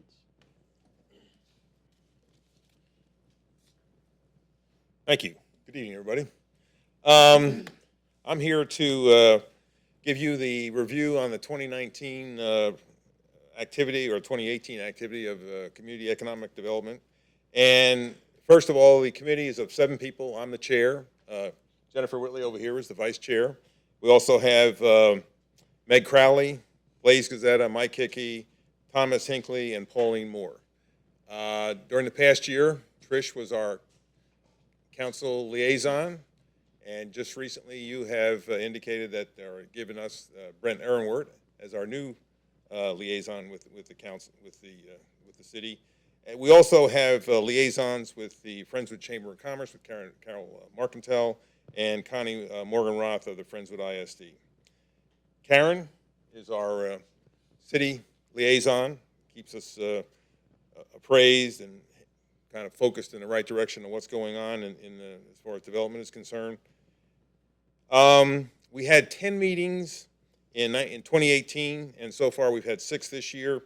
And the following are a couple of the results and accomplishments that we've achieved there, if I can get the right saying. There's the committee. First of all, our mission statement is that we actively recruit and retain quality businesses to diversify the Friendswood tax base. And here's some of the highlights of this past year.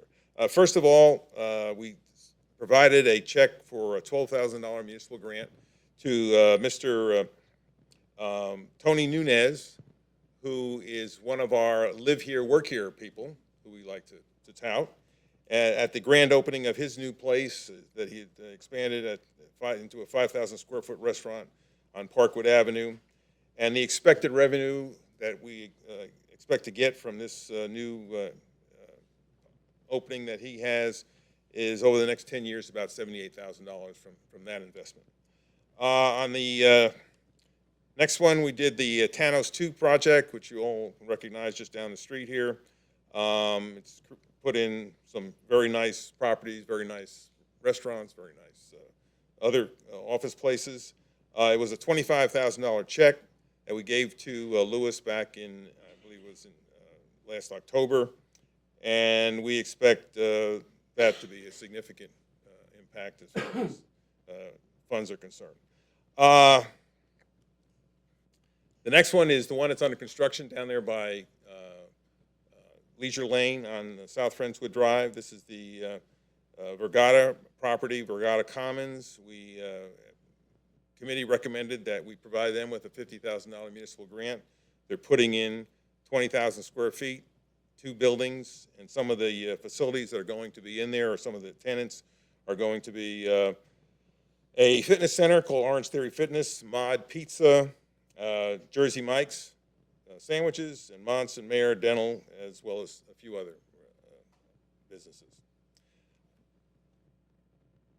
Now I'd like to also give you a little update on what's going on with the Tanos 3. This, of course, is the big one down in the center of town, 4-story building. It's going to $10 million. We're providing $100,000, or recommended that City Council provide a $100,000 municipal grant to build this out. It's going to have, when it's completed, it will have 4 stories and as many as 200 employees there.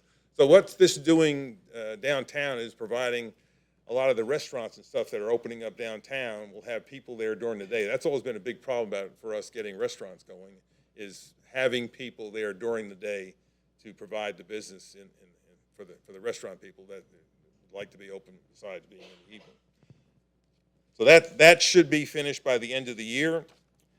Now, since 2008, when we started doing these municipal grants, we've awarded about $347,000 to businesses through the grant program, and which in turn has created $34 million worth of taxable value and about $203,000 and some change of office space, commercial space, and it's created approximately about 500 jobs for the city. So I think that's a good investment that you have made as far as development of the economic development in the city.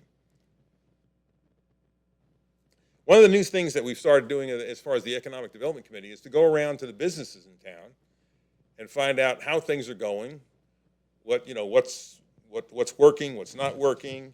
And these are some of the businesses that we've gone to find out what their future plans are, what their expansion needs are, and how the city can provide them with support to the business. And these are some of the places, 1 or 2 of us will go in and sit down with the owners and the proprietors and ask those kinds of questions and see what's going on with their business and if there's any way that we can help them.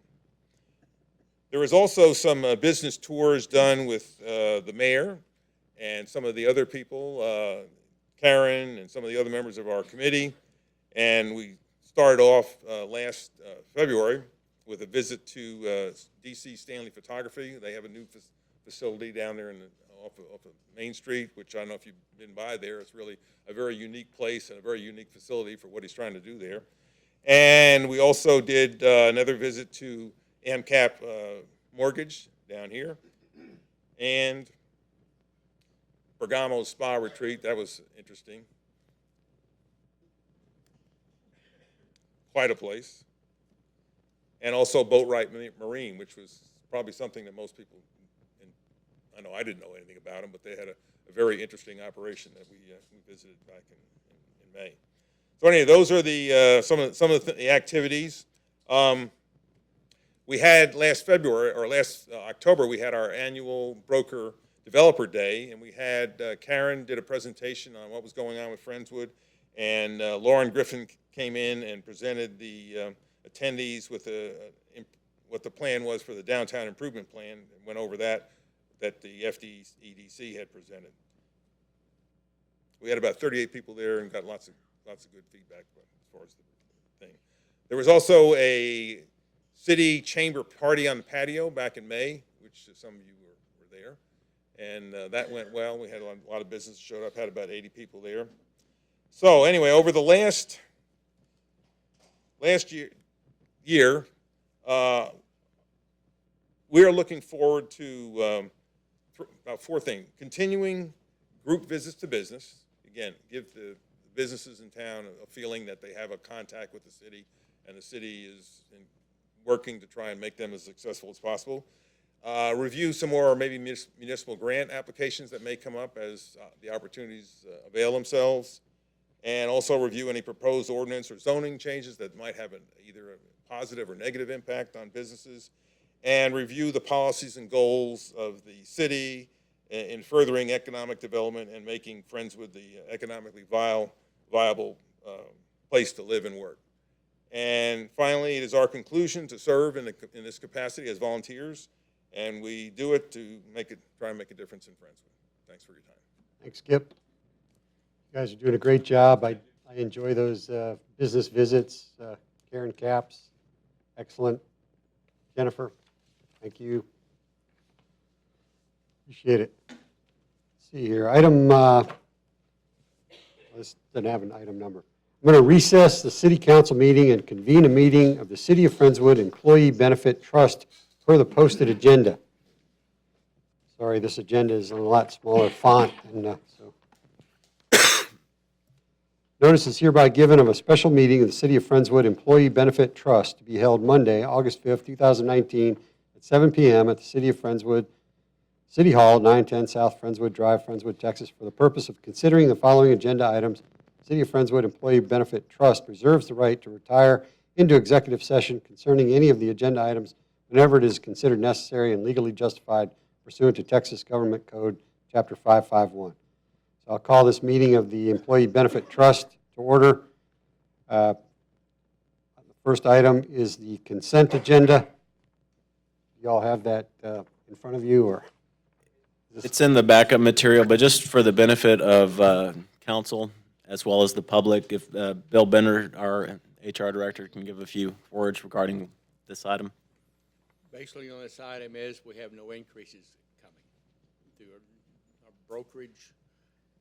We may not have to change any coverages to maintain that level, so everything is staying like it was last year. And just for background purposes, we have an employee benefit trust because it saves about $30,000 to $40,000 in the procurement and taxes that we would incur in procuring health insurance for the organization. All right. So can I get a motion on the consent agenda? Second. A second. All in favor? Thank you. Thanks, Bill. Okay, we'll adjourn the, I'm going to make a comment before we do. please make a comment. That's incredible that there are no increases and the coverage is all the same. Well, I know everybody is struggling with that, and I commend you. I commend the co-op, whatever that you're working with. That's really, I looked at those premiums for employees. It's really good. It's a good thing, and I appreciate y'all and all the work you did for that. Congratulations. So our Employee Benefit Trust meeting is adjourned. I'm going to reconvene the City Council meeting. And item 11, discussion and possible action regarding authorizing the monthly transfer of funds from the City of Friendswood to the City of Friendswood Employee Benefit Trust. Second. Motion is second. All in favor? Item 12, discussion and possible action regarding appointments and reappointments to the following committees, boards, and commissions. There are two items here. I'm going to read all of these and then call for a motion. Zoning Board of Adjustment and Appeals, appoint Philip Radiso to a 2-year term expiring July 2021 to replace Greg Hughes. Reappoint Michael Fernandez and Glenn Mintz to 2-year terms expiring July 2021. Keep Friendswood Beautiful, appoint Cheryl Sauls to an unexpired term expiring November 2021 to replace David Montz, who resigned. Motion to approve. Second. Motion is second. All in favor? Item 13, discussion and possible action regarding approving revisions to the emergency event pay policy. Just, Bill's getting back up here. What we did, we worked in cooperation with the emergency management section of the city to make sure this met the FEMA expectations and also to simplify and understanding so the employees can understand what they're possibly getting paid for in an emergency should it be declared by the mayor or the city manager. Thanks, Bill. Can I get a motion? Motion to approve. Motion is second. All in favor? Thank you again. Thanks, Bill. Item 14, discussion and possible action regarding the public, educational, and government access television PEG channel computer upgrade. Motion is second. All in favor? Thanks for being willing, Jeff, but I think we all read ahead on the proposal. We're all good with it. Item 15, discussion and possible action regarding calling a bond election in November. Can I get a motion to that we have a bond election? I'll make that motion. I second that motion. Okay, let's discuss it. What do you got for us, Mo? Well, Mayor and Council, as you know, we've been talking about a potential bond election for the better part of a year. Starting in the summer of 2018, the City Council commissioned a drainage subcommittee to evaluate the needs for our community as it pertains to flooding within the city. And then earlier this year, we commissioned a group of citizens referred to as the Citizens Advisory Team to not only look at drainage, but also look at other needs of the community and ultimately determine and make a recommendation to City Council as to whether or not to, one, pursue a bond election, and if we do pursue a bond election, what those propositions should be made up of. So in, I want to say April of this year, and I may be wrong on the, actually, in June of this year, you received the recommendation of that Citizens Advisory Team recommending about $80 million worth of bonds across 4 propositions. So as it pertains to drainage, there's been a number of questions raised at the last several meetings. One pertaining to the estimates that were developed by the Drainage Subcommittee. The subcommittee looked at a variety of different things and looked at different factors of contingencies as they developed their numbers. And then they came up with a series of estimates that were based off of the group's efforts. It wasn't based off of individual members of that committee, nor was it based off of just randomly guessing or at items. So the Drainage Subcommittee presented in April 1st, mind you, of 2019. It wasn't intended to be an April Fool's joke, but they presented April 1st of this year a series of 7 projects, broken down into 7 projects, but 9 different line items relating to desnagging along the creek banks, about 200 feet, elevating the bridges at 2351 over Clear Creek and at 528 over Clear Creek, and then doing a series of shelving projects in 4 sections of the creek. So the section from Dixie Farm to 2351 to Clear Creek, the section from 2351 to Whispering Pines, and then from Whispering Pines to 528, and then from 528 to Bay Area Boulevard. The efforts of the subcommittee were limited to the city of Friendswood proper because we're not able to spend tax dollars on projects outside of our jurisdiction. We also looked at buyouts. I know it was mentioned earlier tonight that the subcommittee looked at 100 buyouts and set aside $30 million. Our spreadsheets that we were presented to the subcommittee that evening, as well as throughout those meetings, were for 60 properties at $500,000 apiece. And then we put in factors for engineering and environmental impact studies. Now, the basis for the city of Friendswood's cost share, and I can't say this enough, is it doesn't matter if y'all give us $32 million, if you give us $50 million, or if you give us $100 million for drainage. It's not enough to fix the problem in Friendswood. We are going to have other partners. These are seed dollars that we're going to go out and try to solicit partnerships with various agencies locally, at the state level, and at the national level. So the subcommittee came up with $173 million of projects. And if you were averaging at the various different grant opportunities that are out there, it came out to roughly 18%. Some partnerships were at 25%, some partnerships were at 10%, and some partnerships were at 20%. So, what were some of the factors of contingencies included by the subcommittee? One was over-excavation. The terracing that was proposed from day one was the 200-foot on either side of the creek, 160-foot flat, and then another 4-to-1 side slopes for the remaining 40 feet. And then taking into account the creek's natural serpentine nature. So the creek bends in various locations, almost 180 degrees, and in various sections, the terracing that were proposed overlapped one another. And then on top of that, we added 30%. So when it comes to over-excavation, when we came up with our cross-section of the creek, we assumed that the creek looked like the picture on the screen above you. That orange-colored polygon was going to be cut out of the creek in its entirety on both sides. The reality is the orange is more like this. There are sections of the creek that are at different shapes and sizes, but as you can tell, the polygon over-assumed the amount of dirt that we're taking out of the creek. When I mentioned the serpentine nature of the creek, there are multiple sections of the creek that are closer than 400 feet.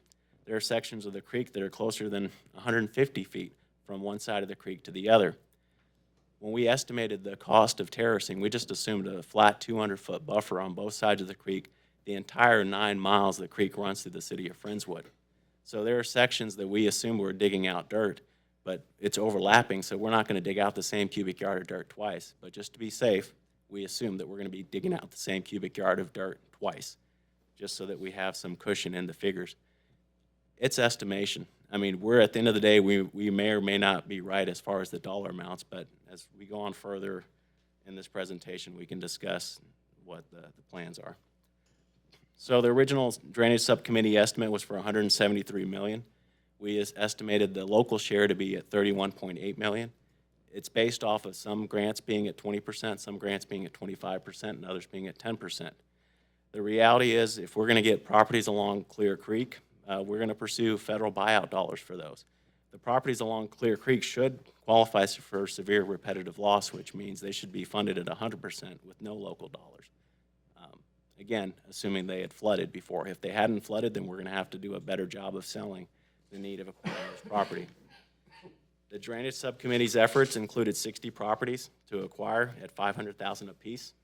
Obviously, there are properties that are going to be valued more than that, and there will be properties that are going to be valued less than that. But we assumed that $500,000 was a good estimate to determine some ballpark of how much money we needed to set aside for buyouts. I mentioned earlier the local estimate varied from 10, 20 to 25%. On average, we came up with 18%, but it's immaterial. If you take the original $173 million and take out the bridges and desnagging, as was recommended by the Citizens Advisory Team, you're down to $130 million. For the local share, that would put us at $27.5 million instead of the $31.8 million.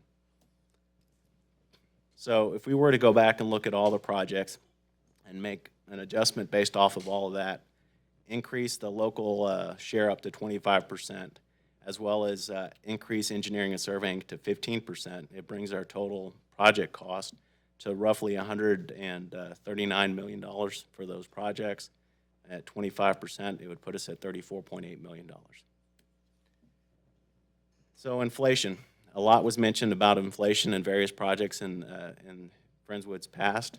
I do believe inflation is a factor that needs to be considered in any project. Obviously, we have no control over our project cost. One, until the project's actually bid, you're not going to know the dollar amount. So until the project's designed, you're not going to know the dollar amount. I would like to say let's fund engineering right up the front and let's go tackle this so that we get a better estimate. But for a project of this magnitude, engineering, you're looking at about $15 million before you're ever able to go out and bid it. So that's betting on quite a come to spend $15 million up front and not knowing who your partners are, not knowing if you designed it or bid it properly to where the feds will participate with you. And then only then do you have a more finite number. So inflation is definitely something that needs to be accounted for. The reality is we're not going to wait till year 15, though, to spend all the money associated with the drainage. This will be tackled in multiple phases as we get those partnerships. We're going to tackle it with various segments of design up front, not the full $15 million, but to do some preliminary engineering so that we have more refined estimates. We identified the benefits so that we can apply for federal and state grants. You have to have benefit cost analysis data that justifies the need for these projects. We can't go based off the information we have. So realistically, if you want to take a stab at it, you can break the tackling of the drainage into 3 5-year windows maybe. And on a $35 million bond, you're looking at $6 million worth of inflation at 3% compounded annually. So that coupled with bumping up our local share from 18 to 25% would put us roughly at $42 million. However, it's not my recommendation that the city of Friendswood eat the 25% or be the sole local match for the 25%. I know it's been mentioned at this dais multiple times, but the city of Friendswood is not responsible for Clear Creek. We have our own liabilities and our own responsibilities for the provision of services. Streets, internal drainage to subdivisions, police, fire. I mean, we have our own responsibilities. There are entities out there that we pay taxes to take care of drainage. Now, the Clear Creek's been studied since 1968 with no tangible projects in our area. So I do understand that we have to put some of our own money up for this to get this off dead center. But to go at this with any zeal to tackle with the U.S. Army Corps of Engineers, we're not going to get anywhere if we don't have the drainage district there right there by our side. We're not going to get in there anywhere if we don't have the Harris County Flood Control District right there by our side. My recommendation to y'all is to split those costs with them. even giving them our dollars to manage the projects because they're equipped and they're commissioned to do the work that we're talking about doing. So if that's, our share is 20%, 25%, whatever the case may be, you set aside $35 million, that's $35 million at 25% with no inflation. We're going to have a partnership with the drainage district. We're going to have a partnership with the flood control district, because if we don't, we're not going to get those grants, period. So there's extra padding included in that dollar amount. Ultimately, I will put on the ballot whatever council decides, because it's y'all's decision to make. But it's going to have to be, how much is it that y'all are willing to put before the voters, and is there an amount that's too much that could potentially sabotage it? And y'all are welcome to interrupt me at any time. I was going to go through the other propositions that are on the ballot, potentially. So we've met with our bond attorney, and there's some limitations to how we can group the projects, so we're recommending to have 6 different propositions. The first one being the Public Works Facility. It was mentioned earlier that this is seed money for a partnership to get this project done. This is not seed money. The city is under a lease to purchase agreement for the old Food Line building off of Blackhawk Boulevard. This $2 million is to renovate the facility that we can optimally use it. Right now, we can't have all of our public works staff in that building because we can't cut holes in the wall and utilize the space as a true garage because we don't quite own the building yet. But the $2 million is not to purchase the building. The $2 million is to renovate it. The real cost of renovation is about $6 million, but I'm recommending doing this in phases because there's no need to undertake all $6 million at this time, knowing what other costs and priorities that the community has. The public safety building, this is comprised of a new fire station, a Fire Station 2 off of 528 in West Parkwood, as well as a training field upgrades to the tune of about $4.1 million, and the expansion of the public safety building for another $5 million. The community center / shelter, it is our intent as we expand this facility to provide a shelter. The activity building, Friendswood High School, Wedgwood Elementary, as well as Calvary Chapel were all heavily utilized during Hurricane Harvey.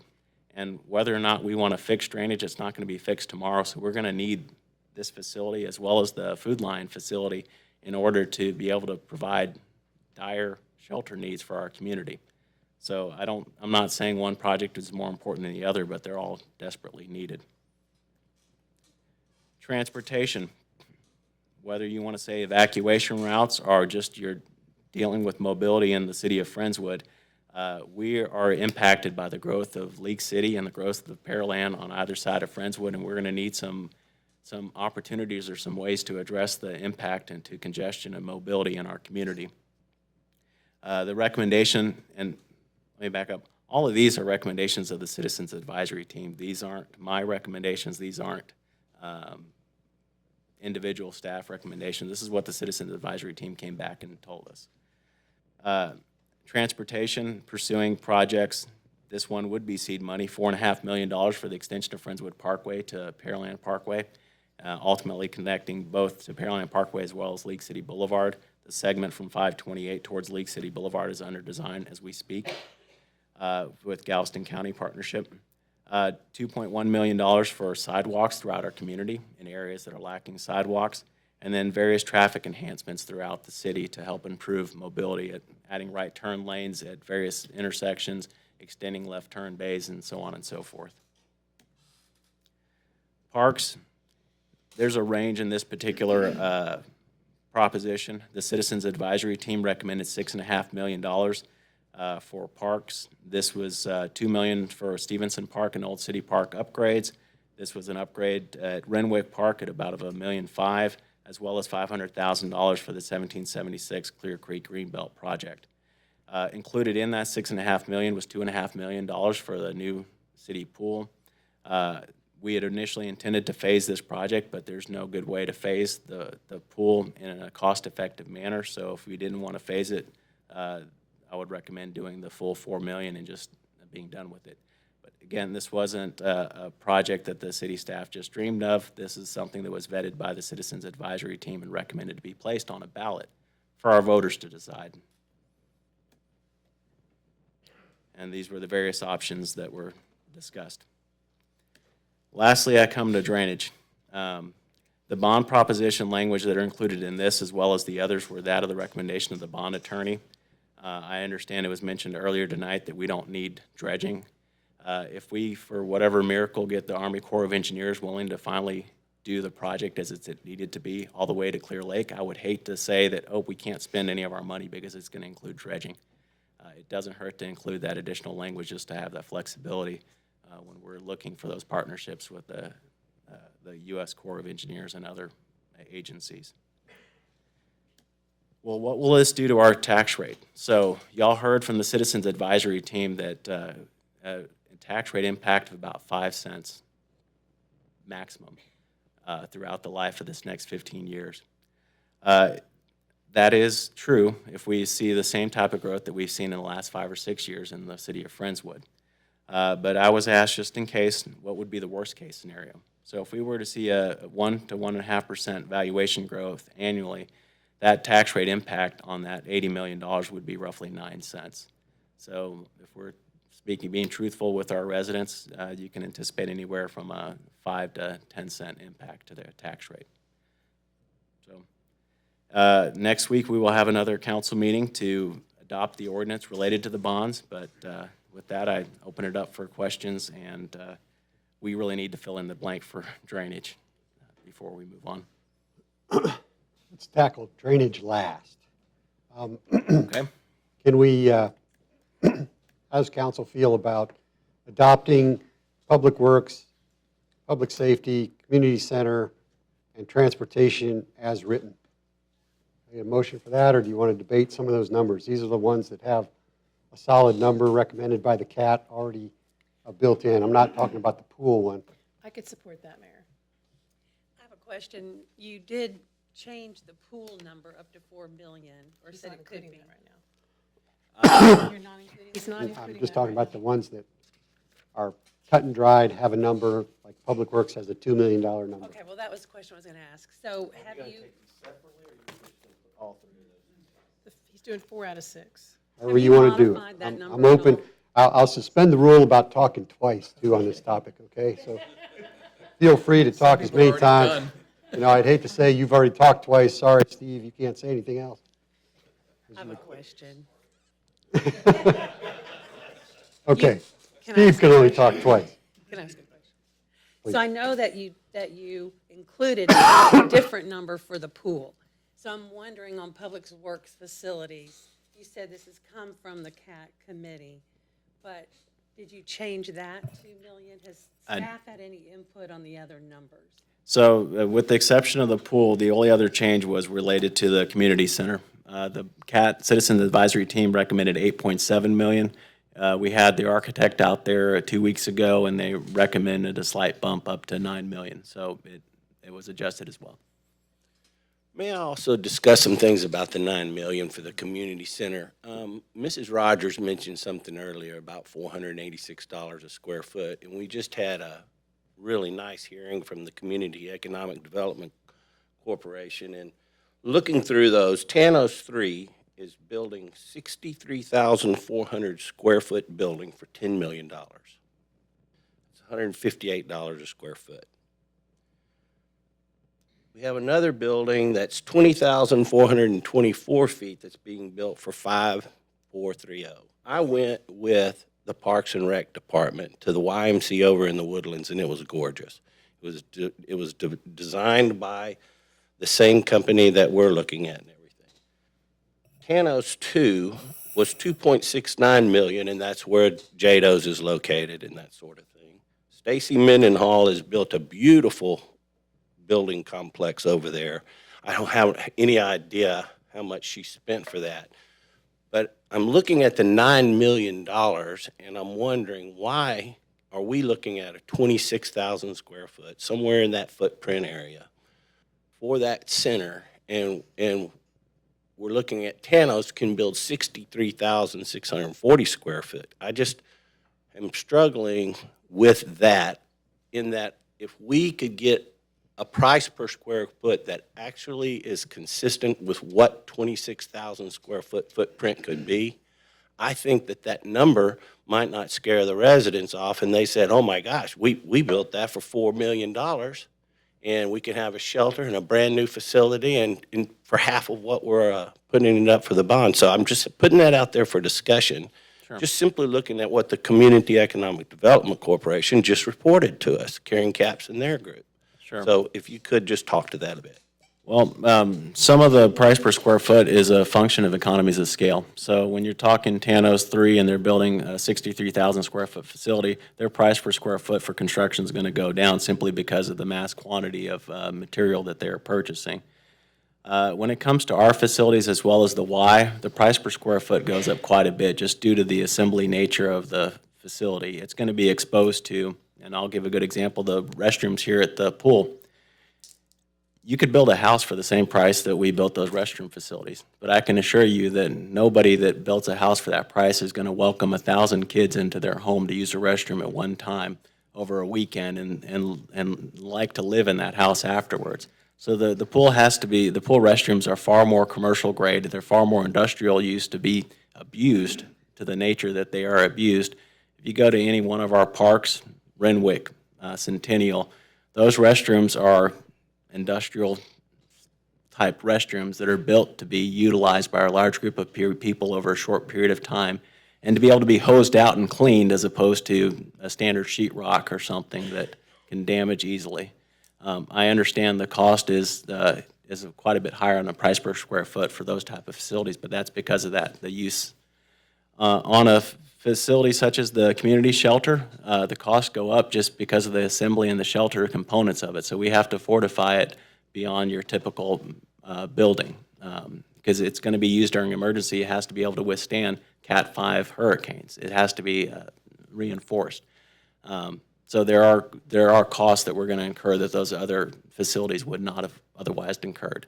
At the end of the day, if y'all want to reduce the price from $9 million down to $4 or $5 million, we will build the facility for the price you give us. And I mean, a good example is that. I remember in 2010, council told us we need a new animal control facility. You're not allowed to spend more than $1 million.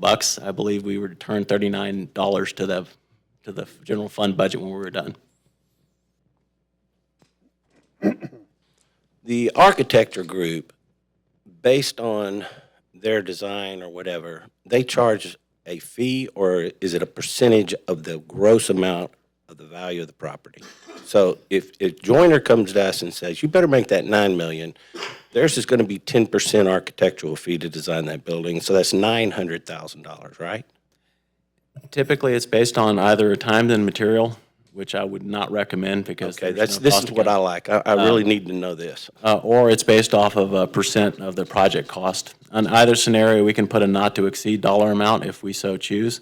But they're not artificially inflating the price based on an additional return in their services.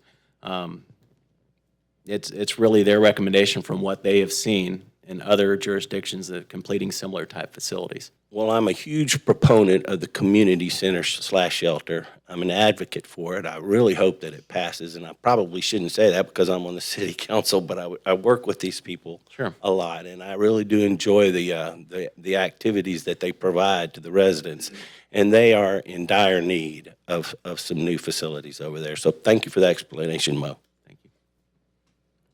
Let's tackle this bite by bite. I called for a motion that we actually have a bond election, and I got a second. Let's vote on that. So, are you calling point of order on it? All right, Robert's rules. His name is Robert. Got rules. All in favor of calling for a bond election? Okay, that passes. Okay. Now, I propose that we tackle these four that have a lump sum assigned to them. Okay. Do you want to take them one by one and talk about them? That was really my main question. Okay. That's a good question. John's thinking? Go ahead. No, I think that we should go each one of the six individually, one by Okay. one. All right, make a Start motion. with this one. All right, got a motion for the Public Works Facility, $2 million proposition. I'll make the motion. Second. Discussion, thank you. Any discussion on this one? I have a question. Are Are you comfortable with that number, that it will get the job done? It is. Phase 1. Phase 1. Phase one. Got it. Okay. Any more questions? All in favor? Public safety. Can I get a motion on this one? Motion to approve. Motion and a second. Any, thank you. Any more discussion, questions? Same question, Mo. I am. Yes. All right. Any other discussion? All in favor of this proposition? Next. Community center / shelter. Roberts Hangout. Second. Motion and a second. Community center / shelter / Roberts Hangout. Yes. And domino game. Yes. I think they more call that questions? bones. Any more questions for Mo on this one? He's going to answer my question. Yeah. Yes, ma'am. I'm comfortable with that. Okay, all in favor? All right, we got a third proposition. Transportation. Motion to approve. Motion and a second. So, good comment earlier, Murad, and I don't know how our bond attorney would tackle this, but it is a good point probably to identify the fact that this is one of these where our Friendswood Parkway share is $4.5 million, but that's not the total cost of extending that road up to our city limit near Pearland. Correct. So I know in probably after the new state law kicks in later, that probably information is going to have to be required. But is there a way other than, maybe the answer is we just make sure that citizens are aware when we publicize these things that, hey, you know, on drainage, this is money, to seed money. On transportation, the $4.5 million is essentially a share that we will put in when we partner with HGAC or whoever we can get to come to the table and help us Yes. with that. That's a $15 million road. Correct. And we will definitely put out informational materials related to this bond program, similar to what we did in 2013. And it will highlight the fact that this is not to complete the project in its totality. It's simply seed money to pursue grant opportunities to build the roadway. Why can't we add some verbiage in that proposition that will be on the ballot? Why can't we say in seed money for the extension or partnership money for the extension of Friendswood Lake Boulevard? Can't we? The language for these ballots is very controlled by state law, so I think that's a question for our bond attorney to answer. Is it possible even to put that kind of language in there? I think it's worth asking. We can definitely ask, and obviously y'all will have another bite at this apple next week in actually adopting the ordinance. I will caution to some extent, and the same with drainage, if we ultimately don't get those partnerships, do we want to expend those funds on some portion of the project where we can? And by putting that language in the ballot, you're limiting our ability to do that. So what you're saying is if we leave the language as it is currently, then we would be able to at least begin this project with our own dollars. If we don't get without any kind of matching funds. Correct. I'm all about leveraging our funds, no doubt, but I see this as helping with transportation around our community. I also see it as an evacuation route, because as we all know, we had a lot of little islands around Friendswood, and we could not get around Friendswood. We only have 518. This would give us our second way through town from one end to the other. So I'm a strong proponent of the Friendswood Parkway. Yes. Steve? Two questions. How do you do in the bond language, how do you restrict the spending to the numbers that are here for the projects?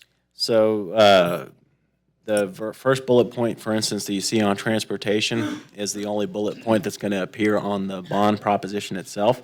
So the only way to limit that is to simply hold true to the informational material that's put out there. So all those projects in their totality, we can't spend more than $7.6 million, but the bond itself wouldn't identify $4.5 million for Friendswood Parkway. Okay, second question, why did we not put the completion of Blackhawk on this one? We have a funding stream with the 2016 street sales tax that was approved that this year is projected to have 1.6 million in it, and we have roughly $4.4 million worth of projects slotted to tackle. Those street sales tax dollars are limited to streets that are existing, and so the thought process was, and this was discussed with the Citizens Advisory Team, and this ultimately was their recommendation, why would we spend bond funds when we already have a revenue stream to complete the other projects for existing roadways? And we would be completing Blackhawk with that money. Correct. Okay. So I must be, I really don't understand why we would spend over $2 million on sidewalks. I really don't. I have a big problem with that. I mean, I don't know why you're not spending $2 million on traffic enhancements, right? I think our citizenry is more dogged by backup traffic than there is the need for pedestrian walkways downtown. That's my opinion. So the $2 million is not for pedestrian walkways in downtown. And this, again, this isn't I know, no, staff, no, no. this I'm is not the pointing citizen fingers. advisory. I'm just expressing my personal view as it relates to this particular item. So one of the things we saw with the Greenbrier sidewalks near the high school, and we were able to achieve a project for a relatively small dollar amount. It was $150,000. The reality is, in the areas that we lack sidewalks, we have open ditch subdivisions with very narrow paved roadways. And I live on one. And the only way to install a sidewalk there ultimately will be to fill in the ditches. And so to do that makes the cost of those sidewalks a lot more expensive. But No, I get it. Again, and I'm not pointing fingers or anything else. We're bringing these things up for discussion. I Yes, have sir. a big problem spending over $2 million on sidewalks and $1 million on traffic enhancements. So I have an issue with this one. That's all I'm saying. If it's council's desire, we can flop those two numbers ultimately. I do know that there was something that the Citizens Advisory Team was concerned about with that lack of sidewalks. Again, I'm not pointing any finger. I'm just simply stating my opinion as it relates to this particular item. Yes, sir. Robert? Let me get a little clarification on that. Sidewalks, this $2.1 million is throughout the city of Friendswood, but not downtown district, right? Correct. This is Okay, to, I just wanted to make that clear because they have their own revenue stream. correct. Okay, now the $1 million that we're looking at is really the $1 million that we need to finish Friendswood Lakes Boulevard to League City. Is that correct? No, we've already set aside funds within our fund balance above the 90-day reserve back in 2017 to Okay. complete that roadway. Okay, what is this 1 million now? So this is for improvements to TxDOT facilities. Again, we're venturing into areas that aren't the city of Friendswood's responsibility, but we're needing to put dollars up so that we can get something tangibly done. But this is to 518, 528 to extend turn lanes, to put right turn lanes, things of that nature. Okay, from the Exactly. traffic study.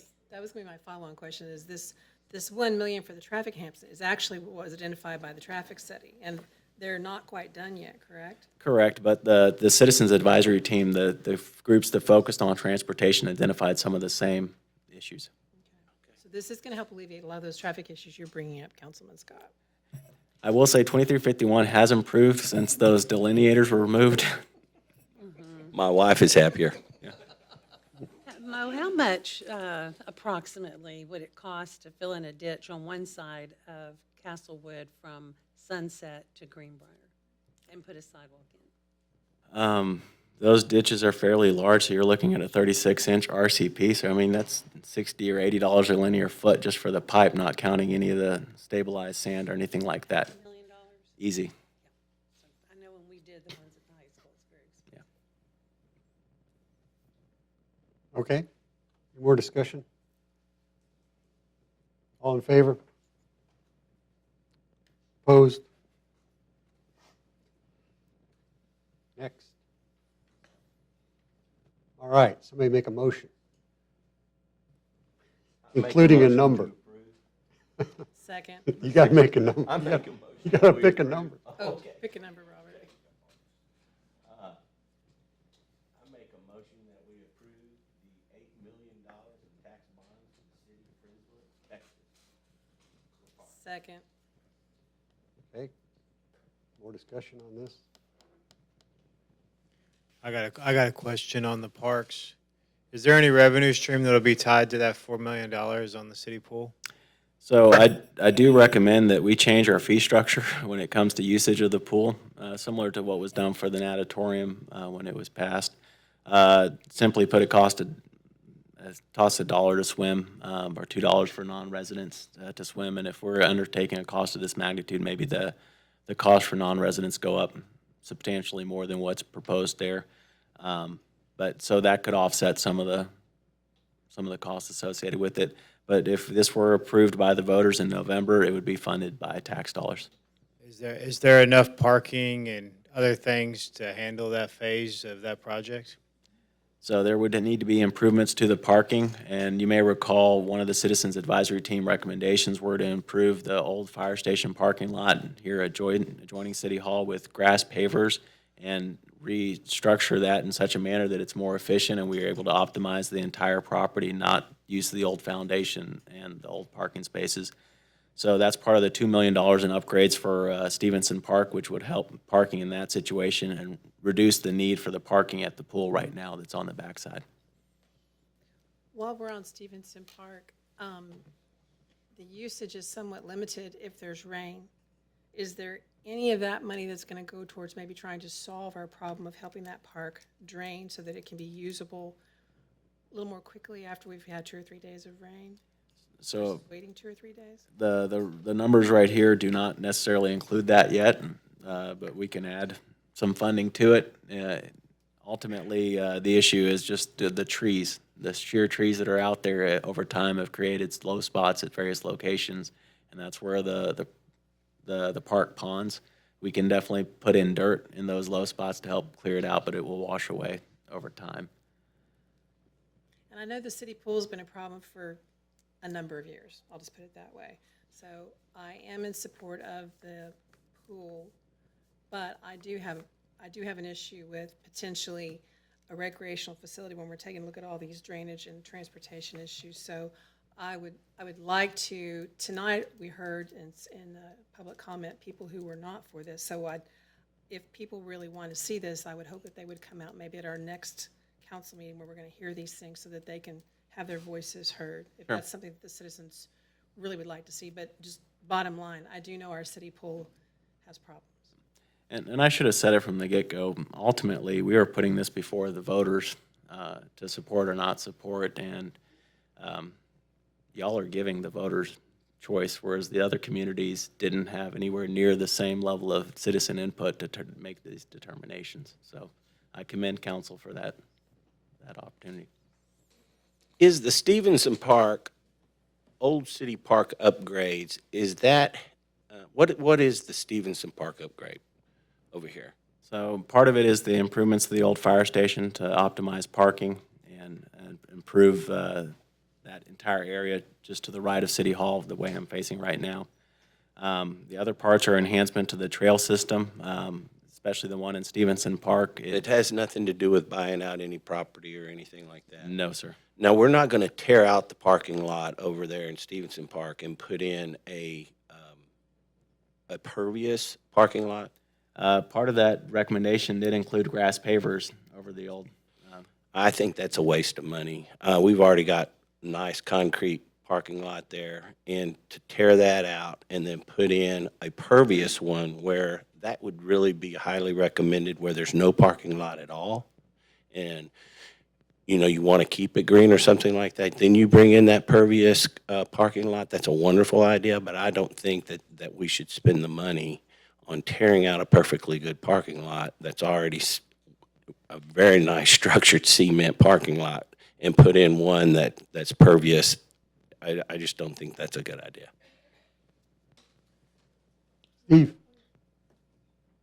Steve, yes, sir. A question on the pool.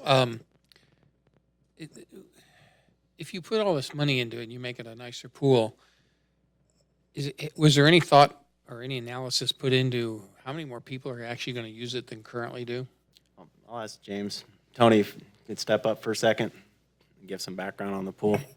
We changed the fee structure to. Before addressing that, I'd like to answer the question about the Old City parking. Yes. It's not to tear out the existing parking, it's the Phase 2 parking lot. If you recall that we only had 44 spaces in phase one, and we were supposed to have an additional 44 of total 80-plus spaces. This is at the old city park? The old city park. Oh, okay, Yes, okay, okay. right. Well, I'm all for that. Okay. I'm talking about here in Stevenson Park, not tearing out this parking lot right here next to us where the old fire station was. Well, if you're going to optimize the usage of that parking, it needs to be reconstructed. I mean, if you look at it, there's the top portion, there's the bottom portion, it's uneven. So if you're going to make true parking, it needs to be all torn out and done correctly. So And that being all torn out and replaced with pervious parking? whatever the committee so chooses, if they're wanting to do, the green belt system and they want to use that type of parking solution, then that could be an option. But Now, at the old city park, we did come up with more money to finish that parking lot.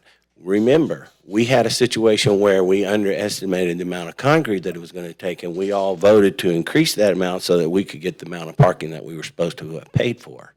I do recall that, James. Am I wrong there? No, the original plan out there was for 88 spaces, and when we went out to bids and came back, we could only build 44. Well, it appeared that staff had made a mistake, and what we actually could only build was 15, and what y'all funded was the 44, but this is to We built make the 15. I remember we came back and funded that. And so there have been changes instituted to ensure that that doesn't happen again. This one just, can you repeat So the the question? pool, with respect to the pool. Was there any thought or analysis put into how, if we redesigned it, made it nicer, how many people would use it? So the thought process behind redesigning the pool was, one, to make it more effective. If you recall, the pool is more of an 80s design, which is not conducive for the type of recreational facilities that we're incorporating, particularly our swim lessons and some of our other programs, FAST, and some of the other usage of the pools. So to improve the pool, to bring in more amenities, slides, different activities that could be more enjoyed by residents alike. Right now, the pool is set to just be, like I said, an 80s design, set for just, swim lessons. Well, I'm sorry, FAST that uses the pool right now. But if we're going to incorporate other usages, especially other user groups, and to also improve the flow of the pool, we need to bring in more amenities to that. Yeah, I remember when we put in the splash pad, and that's been terrifically successful. So I think you're basically making that argument. More amenities, it'll bring more people to it. Is that right? Correct. It'll still be able to have the swim league, right? But Correct. We'll still have swim lanes with the redesign, but bringing in more of a shallow end, zero entry, and then again, some of the more amenities to include slides and other activities and amenities that will help improve the flow of the pool. this one just kind of worries me in the sense that all these new HOAs that are going in are building these really nice elaborate pools. So now if we're going out and trying to get more money for a bond and then raise the fees to come into these facilities, is it a double-edged sword that may go against the other things we really need on this bond by having this expensive pool? but the last HOA, or the last development that came in, wasn't building any pool. Which, I'm thinking like the West Ranch, just some of these other pools that have all these. Avalon wasn't going to build a pool at all. Hey, Steve, your kids were swimmers, right? Now, did they use the city pool, or did they use the natatorium? Actually, my son swam. They up until his senior year. Right. They practiced at the city pool, and then the natatorium got built. Yeah. So Mo, I'm assuming the staff would recommend the 8 million rather than the 6.5 in order to accomplish these things. Correct. Thanks, JT. Any other questions on this one? I think in the end that I'm just going to let the residents of Friendswood decide this decision. It's their decision. So we got the motion at $8 million. All in favor? Opposed? All right. Who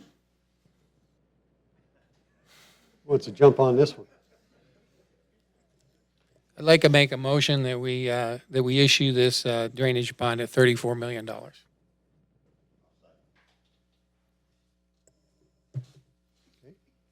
Discussion?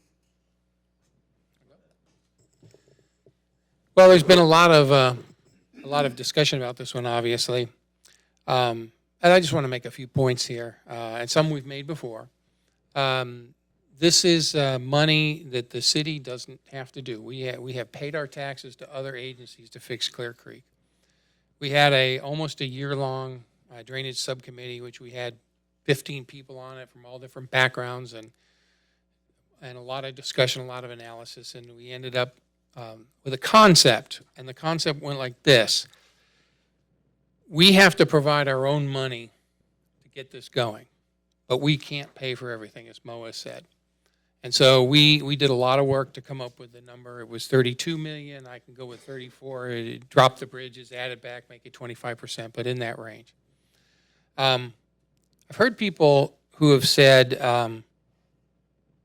well, have diminished this number. They said that we need to do more. It is $34 million. It is singly the largest bond we've ever done in the history of this city. I did a little math, and I saw how everybody calculated numbers and how much it'll cost to each family, this, that, and the other. But to put it in perspective, at $34 million, the payout of this bond over 20 years will be somewhere around $45, $46 million. That is equal to over 20 years, 1.5 years of our budget. Okay? That's just one bond. There's others here. It's easy to say, well, let's get our citizens to pay more of it. Let's say it's $180 million. Let's get our citizens to pay more of it, or let's have more money in the background in case we need it. We can't get these partners. We have to get these partners. We've paid our tax money to these people to help fix our creek. They are responsible, and they will come. I think that the 7 of us up here, for those that sat here earlier, saw the whole budget, we have to pay for police, and we have to pay for the library, and we have to pay for all these services. Over 20 years, you can have a lot of economic changes.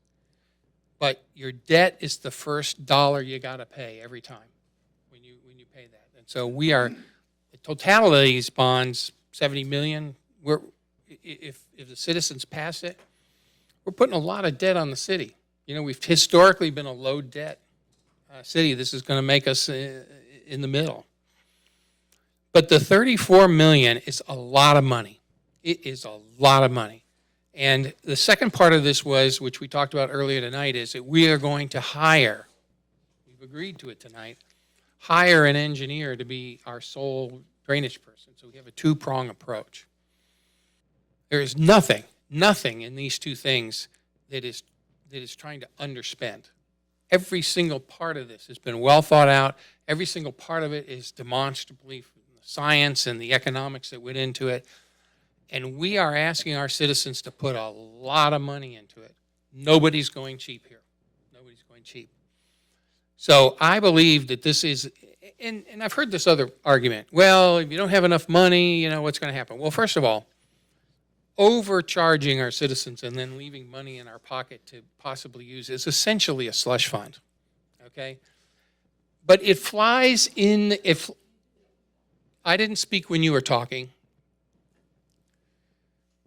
it flies in the face of everything we're hearing from our state legislature on down on how they're pushing cities to lower taxes, okay? So we are asking people to put a lot of money into this.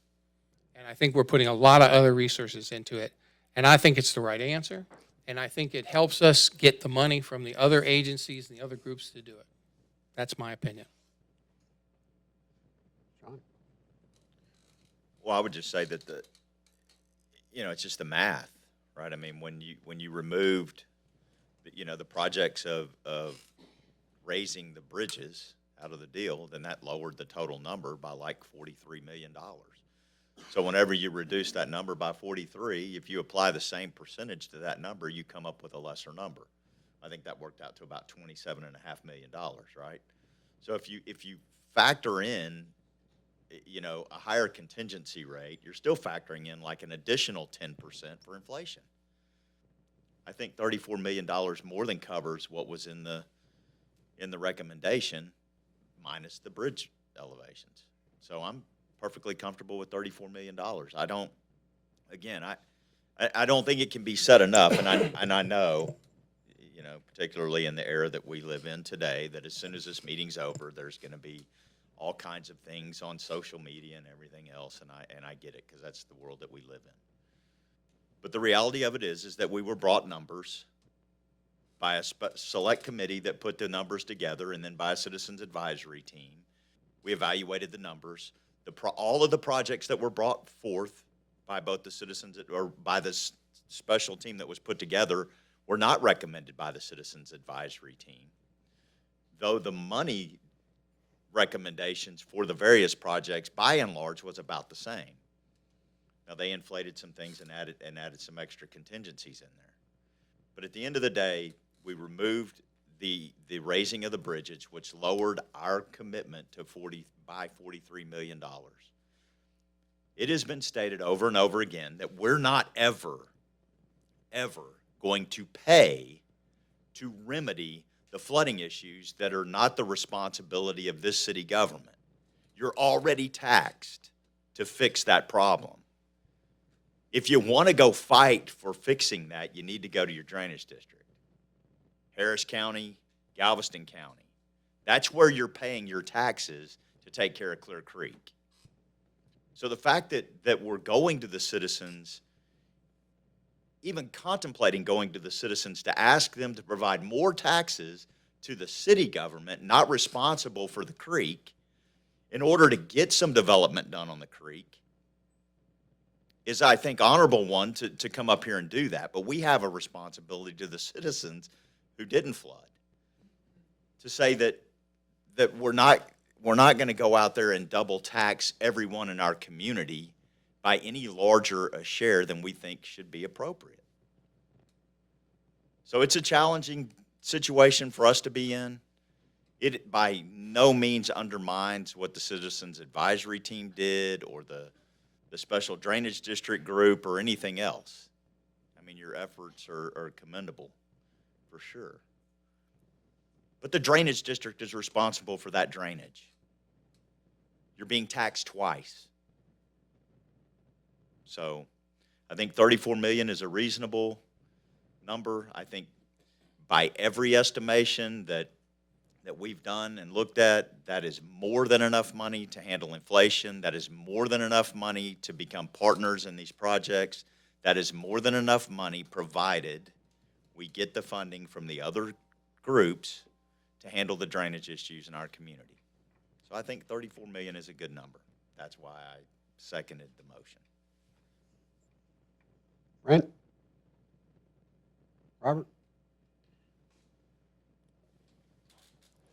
I'm of the mindset or the belief that the generosity of the Friendswood people is not unlimited. 70% of the residents of Friendswood did not flood. And the numbers that keep coming across over and over, revised, is a difficult thing for each and every one of us to keep trying to back up and go through. And then I look at our 7-year plan, and the 7-year plan for the current year for parks, expansion of existing parks, is $1,400,000. 7-year plan, Prop 3 parks, new parks, $2 million. And then I get this.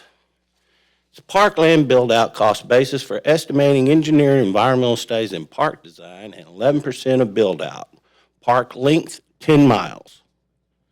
$19,430,400. Sidewalk cost, $485,760 per mile, times 2 sides, Harris County and Galveston County sides, times 2 for spurs and 10 miles, $1,200,000. Docks, 20,000. Docks times 1 dock per 2 miles for 10 miles, 200,000, plus some small parking lots, 200,000. We're looking at $41 million that's been added to what was preliminarily set out by the subcommittee. $41 million in parks. Our current parks budget is $3.875 million. $3.875 million. Whose jurisdiction on the Galveston County side and the Harris County side is going to take care of 10 miles of parks. We have a budget of $680,000 for mowing in this city, okay? That's it. We're talking about walkways, picnic tables for $2,000 a table at $50 a table. This kind of thing turns people off in Friendswood. I believe in doing what is absolutely necessary for that creek. I really do. What is necessary is to increase the volume metrics such that it can expand and hold enough water to save as many houses as we possibly can during some type of an event. If it's a Hurricane Harvey, it won't matter. We're going to flood again. It's going to happen. Now, let me just say this. The terracing, which the report was correct. Terracing is the way to go. And the terracing cost basis, I had to look at this and go, hey, I know someone I can talk to. His name's Trey Hill. He's moved a lot of dirt, okay? He sells sand, a product that he digs out of a sand pit for $10 a yard delivered. And he said, that's high, Robert, okay?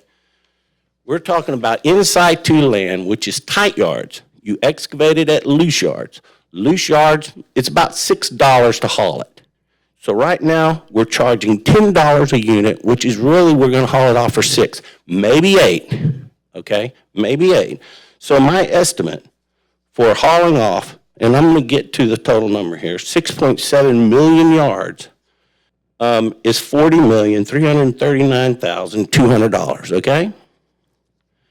The estimate that was given on the terracing cost basis before contingencies was $67,232,000. That's a 40% increase already at $10. Then you add on another 30%, and that comes up with your $87 million, okay? I think that we've already built in with the $10, because it's loose yards, it's not tight, it's loose yards. We've already built in at almost a $4 contingency, okay? So if we take that, and let me talk about underestimating yards, and let the people of Friendswood beware. 6.7 million yards over 15 years is 672,240 loads of dirt. That's nearly 45,000 trips a year. Now you think about that on our roads. I'm talking dump trucks running across our roads, 45,000 trips. And then when you say, well, one of the omissions is it should be 8 million, consider that. I don't want to underestimate what we're looking at, but I don't want to overestimate. I want to do what is necessary.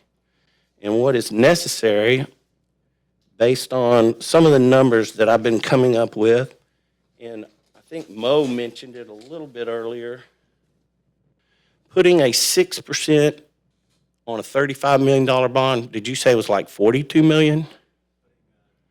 3% compounded annually over three windows would be about $6 million on $35 million. So what would that be, just 35 million? Or So it'd be 41 million. Okay, I don't feel bad with that number, and I don't feel bad with the $34 million, to tell you the truth. And there's some other caveats that I think the citizens of Friendswood should know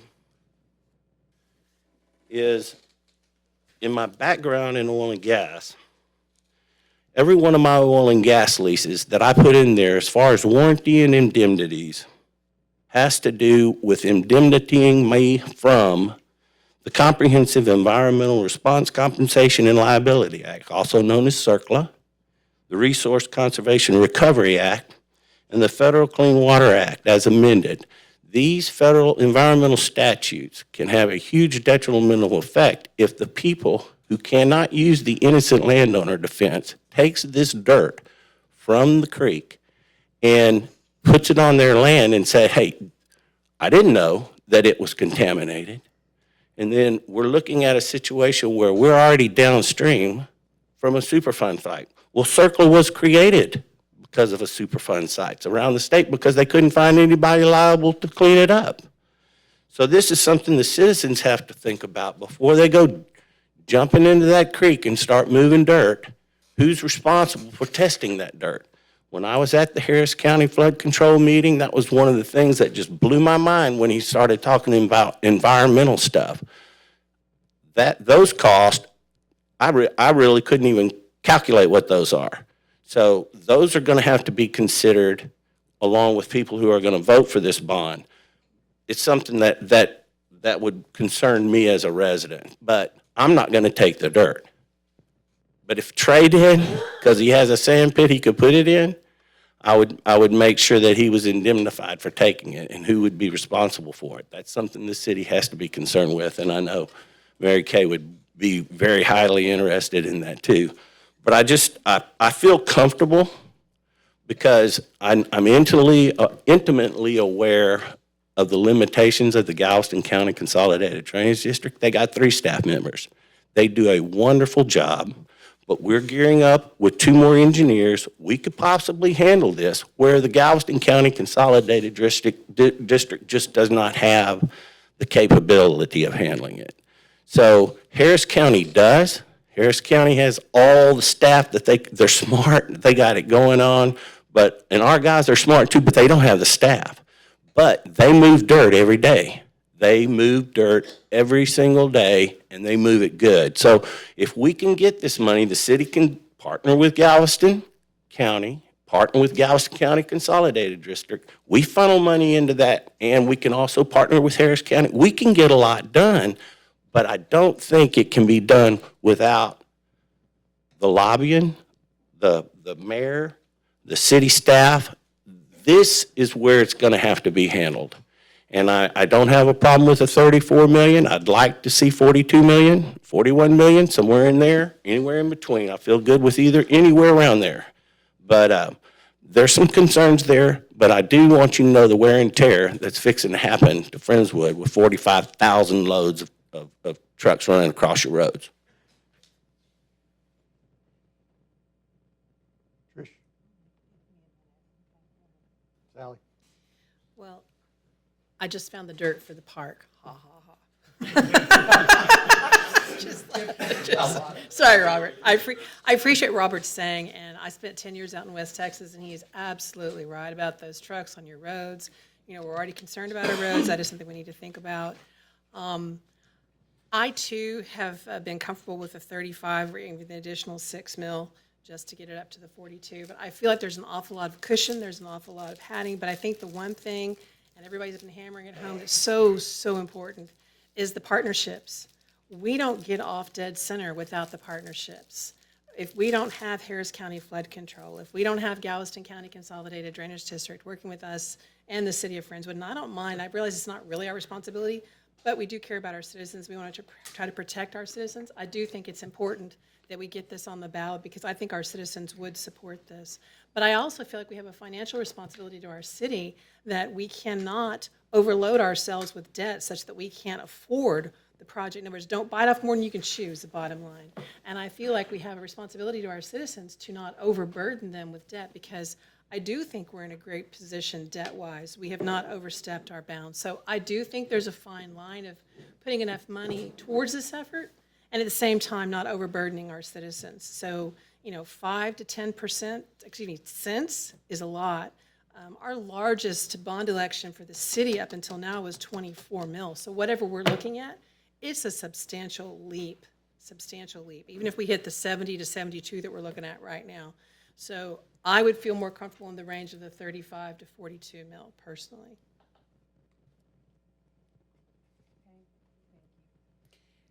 I just have a question. I have a couple of questions first, and then I'll talk about my feelings. Does anyone know if the Drainage District does have any discussion going on about a bond, a future bond? Do y'all know of anything like that? Can they even do bonds? They're a taxing entity, and they could issue debt if they so chose. Their annual budget, I believe, is $3 or $4 million a year. But you haven't heard anything. Okay, I just didn't know if this was anything that was being discussed. Okay, and this truly is going to be communicated and truly is seed money, so we don't try to tackle shelving ourselves unless we have a partner and then we're putting up a portion of it? Correct.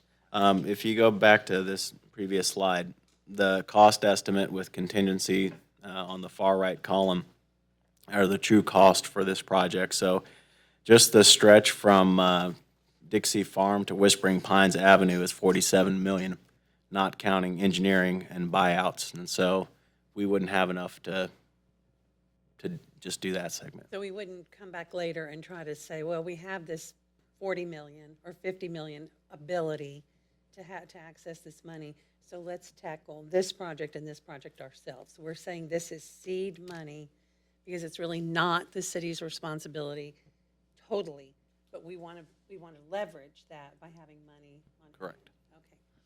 All right, so I know this is really personal, and it's personal with me too. I remember as a little girl being woken up at the crack of dawn, stepping out of the bed into several inches of water, and older sisters and brothers being tied to adults. A boat came up, and my mother and a baby brother and a younger sister got in the boat, and I rode on my father's shoulders.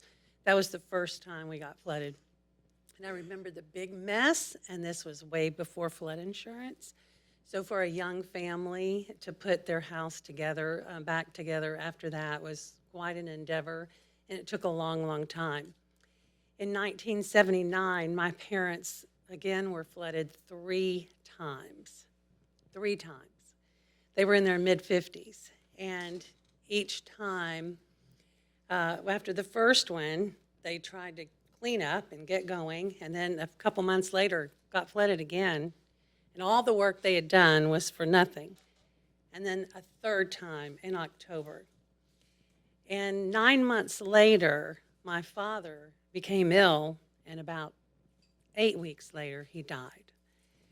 And I'm not a physician, I don't know this for sure, but to this day, I believe that the stress of that, those 3 floods, and everything that they were facing led to some of that, led to that, to his early passing. So I get it. This is a big deal, and Harvey was devastating for so many people. And there are many people, including one of my siblings, who still is not back to whole and far from it. So I understand that. But I also understand that it's not our money, and I have struggled with this a lot because I want it to pass. I don't know what the number is that people will vote for, because I really think it's going to be a hard sell to explain that we're not accessing that money, we're not selling those bonds until we have a partner. And I just believe that, just in my own experience, people want to see results of what they voted for. And they want to see it on the ground. They want to see, I voted for that, my taxes went up. My fear is that, if the other things pass and our tax rate goes up 5 cents, and let's say they all pass, and we haven't sold any drainage bonds yet, and the tax rate goes up a few pennies, they're going to expect to see that drainage project, and we may not have a partner. And I'm concerned about that. That's why we haven't had a lot of success yet, a lot of commitment from other entities. We pay a lot to the county every year. Where is the county? I'm worried about it. I'm going to vote for it. I don't know exactly what the number's going to be. I'm not concerned. This may upset some people. I love the idea of a park. I'm not concerned about tackling a park right now because of everything Robert was saying earlier. It encumbers the city to take care of it, and it encumbers the police department to cover it and anything. There are a lot of issues when you acquire property in a city or any kind of jurisdiction. There's a lot of other issues that go along with that, not just building it. So that part I'm not concerned with, and I am struggling. I look at this group that met every week for 8 months, and they had some of those entities represented. And I say, what do I know about it really to question 48 meetings worth of work with the GLO, the county, all kinds of engineers, Rice helping. So I struggle with that.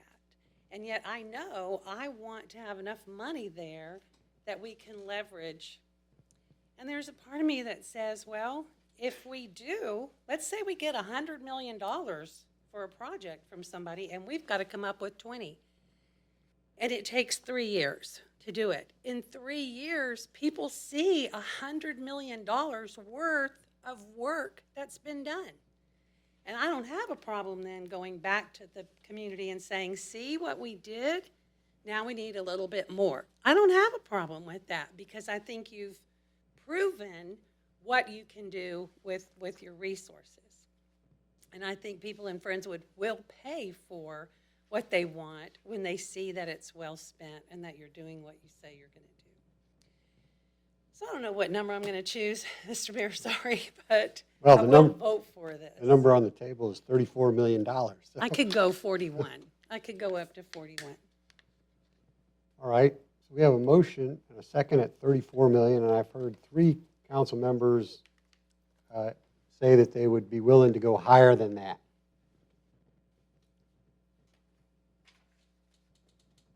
Do you want an amended motion or vote on that? You want to amend your motion, Steve?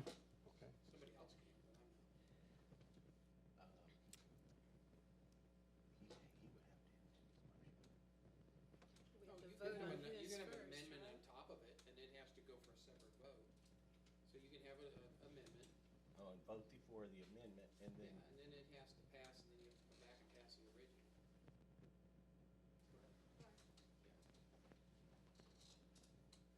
I make a motion to amend the original motion for $34 million to increase that to $42 million.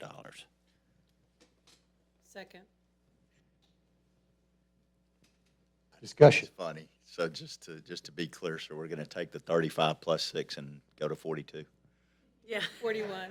'Cause it's been 41 all night, but that's okay. Yeah, y'all go ahead. Thank you, John. I'm a product of the public education system of FISD. Before I was superintendent. All right. So just to be clear, is it 35 plus 6 or 35 plus 7? Just a rounding error. So is it 42 41. or 41? I'll amend his amend. Well, then you need to amend it. That's what I was asking. Restate your motion. I'm going to restate the motion. I'm going to amend the original motion for $34 million to increase that to $41 million for the drainage district bond number. And I'm going to second that new amendment. All right. More discussion on this? No? Okay. So I'm going to call for the vote. The vote is for the amended $41 million motion. All in favor of the $41 million motion? 1, 2, 3, 4. 5 to 2. Yeah, opposed. I'm sorry. All. I didn't need you to go through the semantics. We know where we were. I did the math.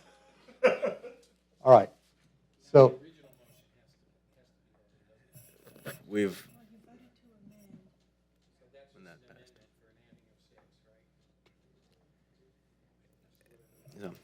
So I've gotten clear direction from all the votes that we have on these 6 items to prepare the ordinance for next week. all right. Well, thank you, everybody. That was good. I think we're at a reasonable number. I know there's people in the room not happy with us maybe, but I am confident in this city staff that if the voters pass this $41 million drainage proposition, we will work till the cows come home to get partnerships to make this happen. We will not languish. We will not just do nothing. So very confident in the city staff and our new city engineer that you're about to introduce here in a couple of. Yes. Real quick, Mayor and Council, our Parks and Recreation employee 5-star recipient is here. All right. So if we can go back to that. Back to item 6A, presentation of the 5-star Spirit Award for the second quarter of 2019 to Matthew Diaz, Parks and Maintenance Worker, Parks and Recreation Department. So, Mayor and Council, as you know, we have almost an Employer of the Quarter award that we've had in place for a number of years and here in the city of Friendswood. Matthew Diaz is with our Parks and Recreation Department, and he was nominated by his peers in IT and other departments for his outstanding work in seeing projects through and always going above and beyond. He truly has embodied the values that we hold dear in Friendswood with regard to the 5-Star Spirit Award. And with that, we congratulate Matthew on a job well done. Thank you.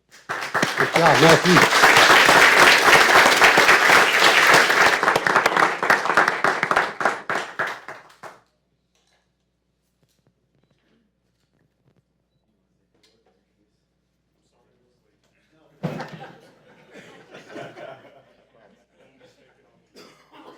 You have anybody to thank, Matthew? I thank everybody I work with. I really enjoy working for the city. This is a great job. Been here about 4.5 years. I love all my coworkers, great people. Everybody treats you like family. I brag about them all the time. Really appreciate it. Good job. Yes, good job.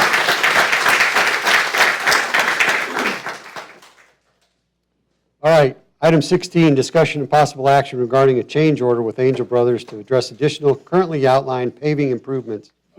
Second. Motion is second. All in favor? 7-0.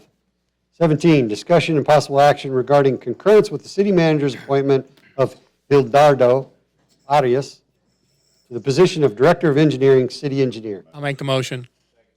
Motion is second. So I don't know if he still wants the job after hearing all tonight's discussion. But Hildardo goes by Hill for short, and he's joining us next Monday. August 12th will be his first day. With that, would you like an opportunity to introduce yourself? Yes, thank you, Mr. Mayor, council members. I wanted to thank you for the opportunity to be here. Everybody I've met so far here in Friendswood has been so welcoming, and I'm excited to be here. And I just wanted to say that I hope to serve you well and serve the people well, and always do what's best for Friendswood. We're not here to grill you, but where are you coming from, Hill? Well, I'm coming from Pampa, that is northeast of Amarillo. You got a lot of drainage problems. It's only about an 8.5-hour commute, so. You're a Texas Tech Red Raider, aren't you? I am. Get your guns up, buddy. You're all right with me already. Well, welcome to drainage problems.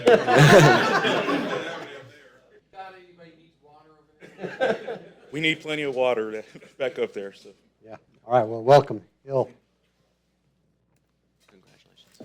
All in favor? Okay, we got a vote on it. 7-0. Item 18, discussion and possible action regarding approving the Friendswood Downtown Economic Development Corporation, FDEDC contract with Gandy 2 Lighting Design, authorizing the expenditure of funds and authorizing the FDEDC president to execute the contract. Motion is second. All in favor? Oh, there he is. Pat, I was looking for you. I was looking. Are you the new president of FDEDC? Congratulations. Keep it short. Council, do you have any questions about this? I know. We would have asked questions. All right, back to work. Do good work. Yeah.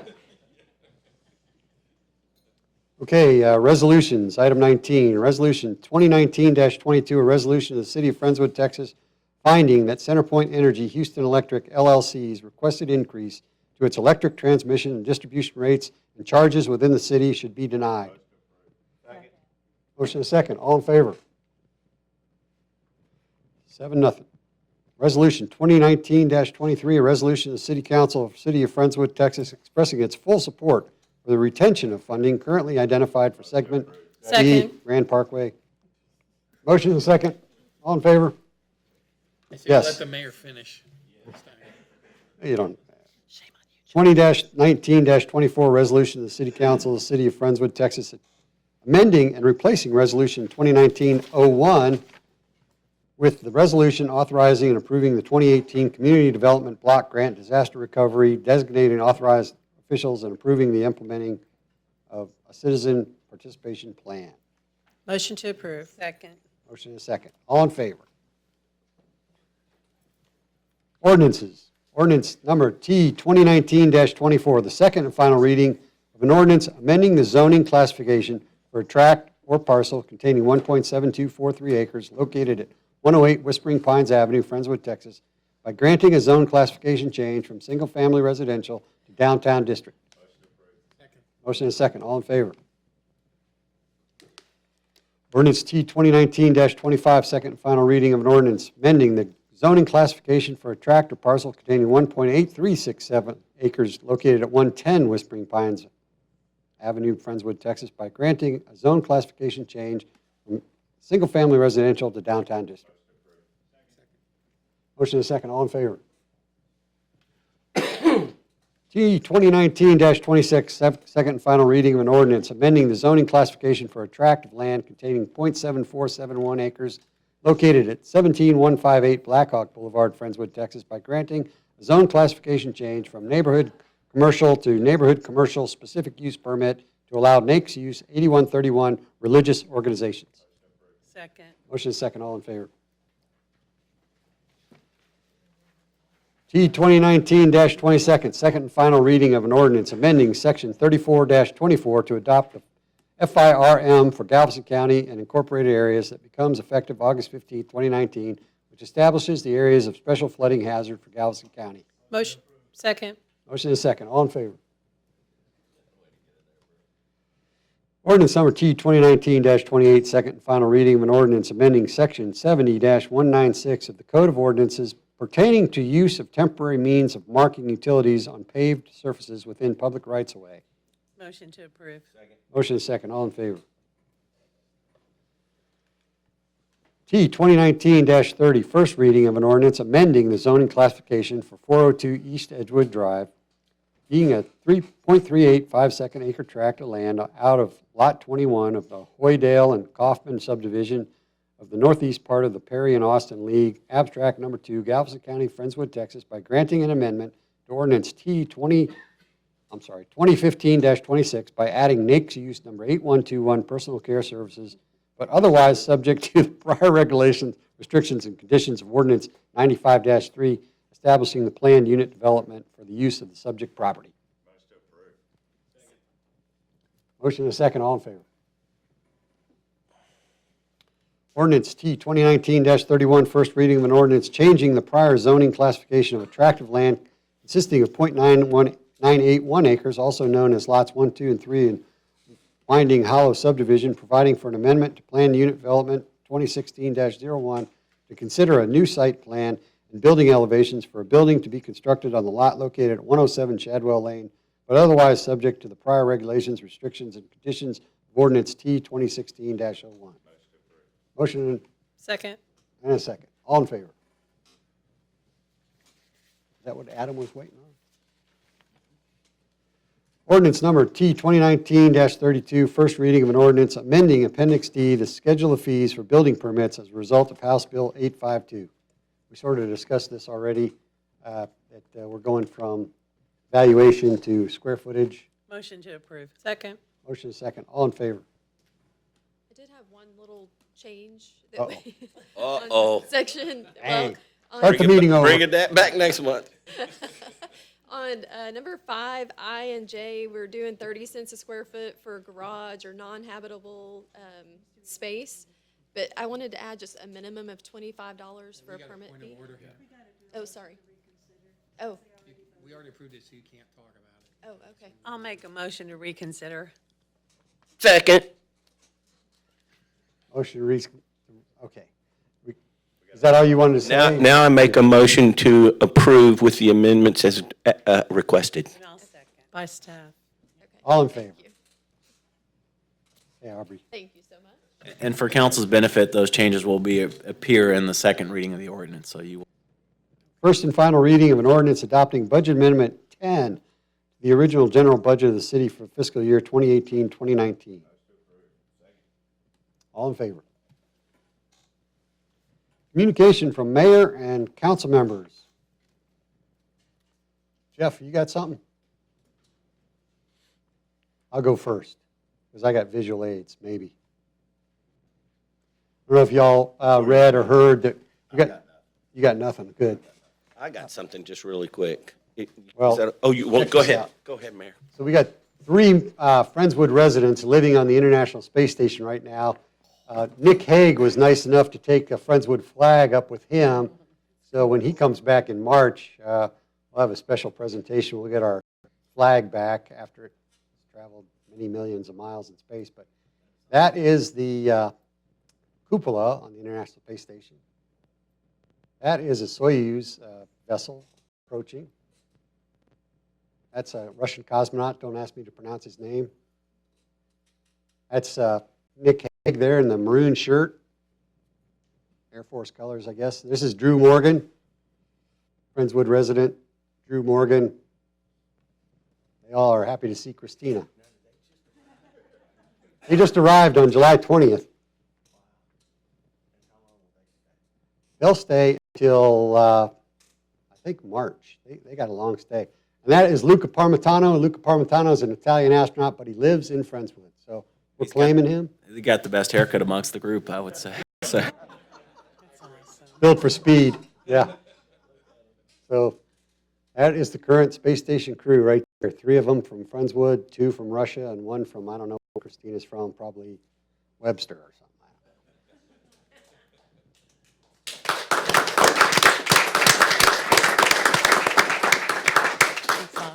Thanks, Jeff. Okay, Brent, you got anything? All I want to reiterate is, there's no right or wrong way to, this bond's going to be a Rubik's Cube. Everybody's going to have to look at it a different way and decide what's the best for them. All of us up here only have one vote, just like the rest of you, and we just have to all digest the information the best we can, decide what's important for us in the future of this city, and like this place is an investment for us, and we just got to make sure that it's best for the future. All I got. I'd just like to apologize for my chest and the way nasal and everything. It's just I've been down for 5 days. And I do want to mention, if you live here, shop here. My wife and daughter took advantage of me being sick and went to Bergamo's and had massages, and then they stayed till 9 o'clock. So obviously they've got a lot of good things going over there in Bergamo's that you can eat. They have some wine and beer. And please, if you get a chance, go check it out. And I want to mention Edge Repair on 2351, on Sunset and 528, right by Potter's Liquor. I dropped my city laptop and broke the glass on it, and they repaired it in 2 days, and it looks brand spanking new. And I'm sorry I hadn't told the IT guy that yet, but. And the only other thing that I want to mention is that on August the 12th when is our casino night? Casino day. Is that August the 12th at the Grand Casino at the Senior Activity Center? Let me get my phone. August the 12th.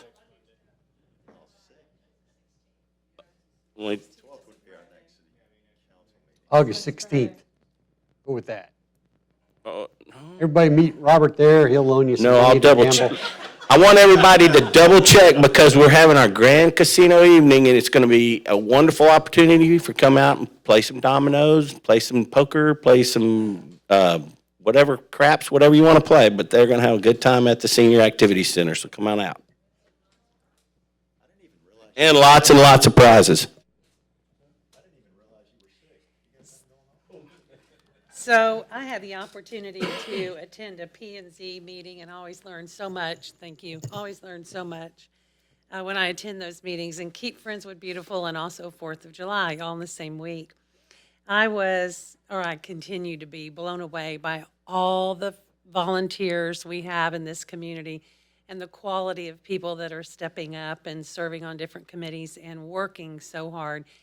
And so that's a good segue to thanking our Mayor Pro Tem, Sally Branson, and Steve Rocky, that I know helped to chair that Apollo celebrations in the community. I know it was your idea, but that was a lot of fun. I took my kids to the park, and they built rockets, and we're going to go shoot them off somewhere. It was great. There were so many different communities. I know there's a lot of work on top of everything else you'll do, so thank you very much for that. That's where I shared this. Well, I'd like to echo that thanks. Mo started it, and Trish, thank you. There were a lot of groups, and we had our seed money with the Rotary Foundation. So that whole 50th anniversary month-long celebration was all privately funded, and so we have a club to thank, and we also have 21 individual donors that contributed to that. Those 50th anniversary banners are up and down Friendswood Drive. In case somebody asks you if they can buy one, the answer is no. That is what helped us with our fundraising to pay for the month-long activities.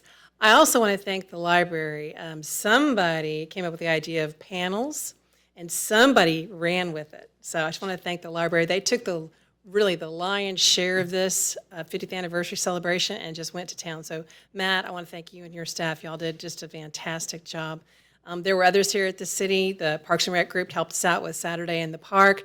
Jeff Newver helped us out with the communication across the community. PD, EMS came out and hung out at the park, and at one point in time, I looked over there, and they were participating in our 60s games. I was very excited. Anyways, it was a great community effort. A lot of folks stepped up, and really appreciate that. Also want to thank the Galveston County Consolidated Drainage District. They just recently, we've got a picture of it, completed a canoe launch in the area over there by 1776 Park. That's now all being cleared out for drainage and what have you. And while they're there and they're moving all that dirt, they have created a canoe launch. So we will have Rotary has begun an annual Rotary Regatta, and that will happen again this fall. Last fall was the first revival of, if any of y'all are really old, you remember the canoe safari? I'm looking at Kitten, she knows exactly what I'm talking about. Back in the 80s, so we have revived that. So anyway, that's really a lot of fun. And then coming up on September the 2nd this year is the annual Labor Day Ice Cream Social that the Historical Society takes the lead on. However, KFB, FDFA, and most recently this year, Heritage Gardeners are all partnering. So we have a lot of nonprofits that are giving back to our community. And once again, that's a privately funded event. But if you like Bluebell ice cream, and we found out that many of our citizens do, come out to the Perry Home this year and enjoy some ice cream with us on Labor Day. Steve? I wanted to mention that August 17th is the Clear the Shelter Day. This is a national event, but Friendswood participated for the first time last year and are doing it again this year. This is at the animal shelter. Last year, I think they ended up in one day adopting every animal but two in the shelter. Or is it 2 or 3? Yeah. So it's a fabulous thing. There's a whole bunch of volunteer groups. There's a lot of effort goes into it. The shelters, all the shelters in the area are full of animals right now. And if you know of anybody that's looking for a pet, all the fees are waived. So you can get that little critter for free. So anyway, we're participating in that again.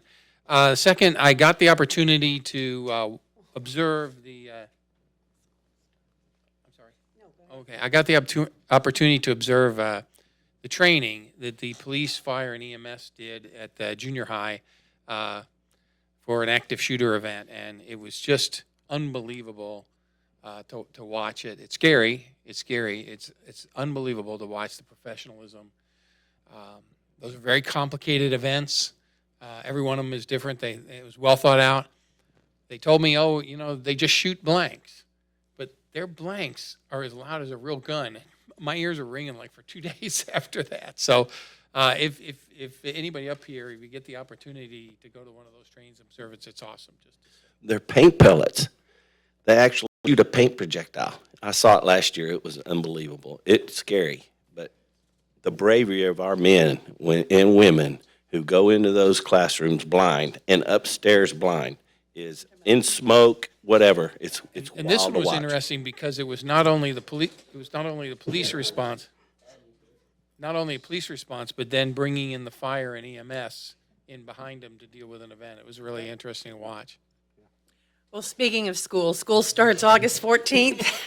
Any by the ways? in Friendswood and Clear Creek both, and I know it'll be a great year. And I know we all, are very sad about what's happened recently, but we're going to have great years in our schools this year. Well, it was. I'm speaking for you because you didn't speak, so I thought you gave it to me. Consent agenda. Oh, I get a motion? I'll make a motion. I'll make a motion to No, approve the consent. consent agenda. Make a motion to approve. Second. All in favor? Adjourn.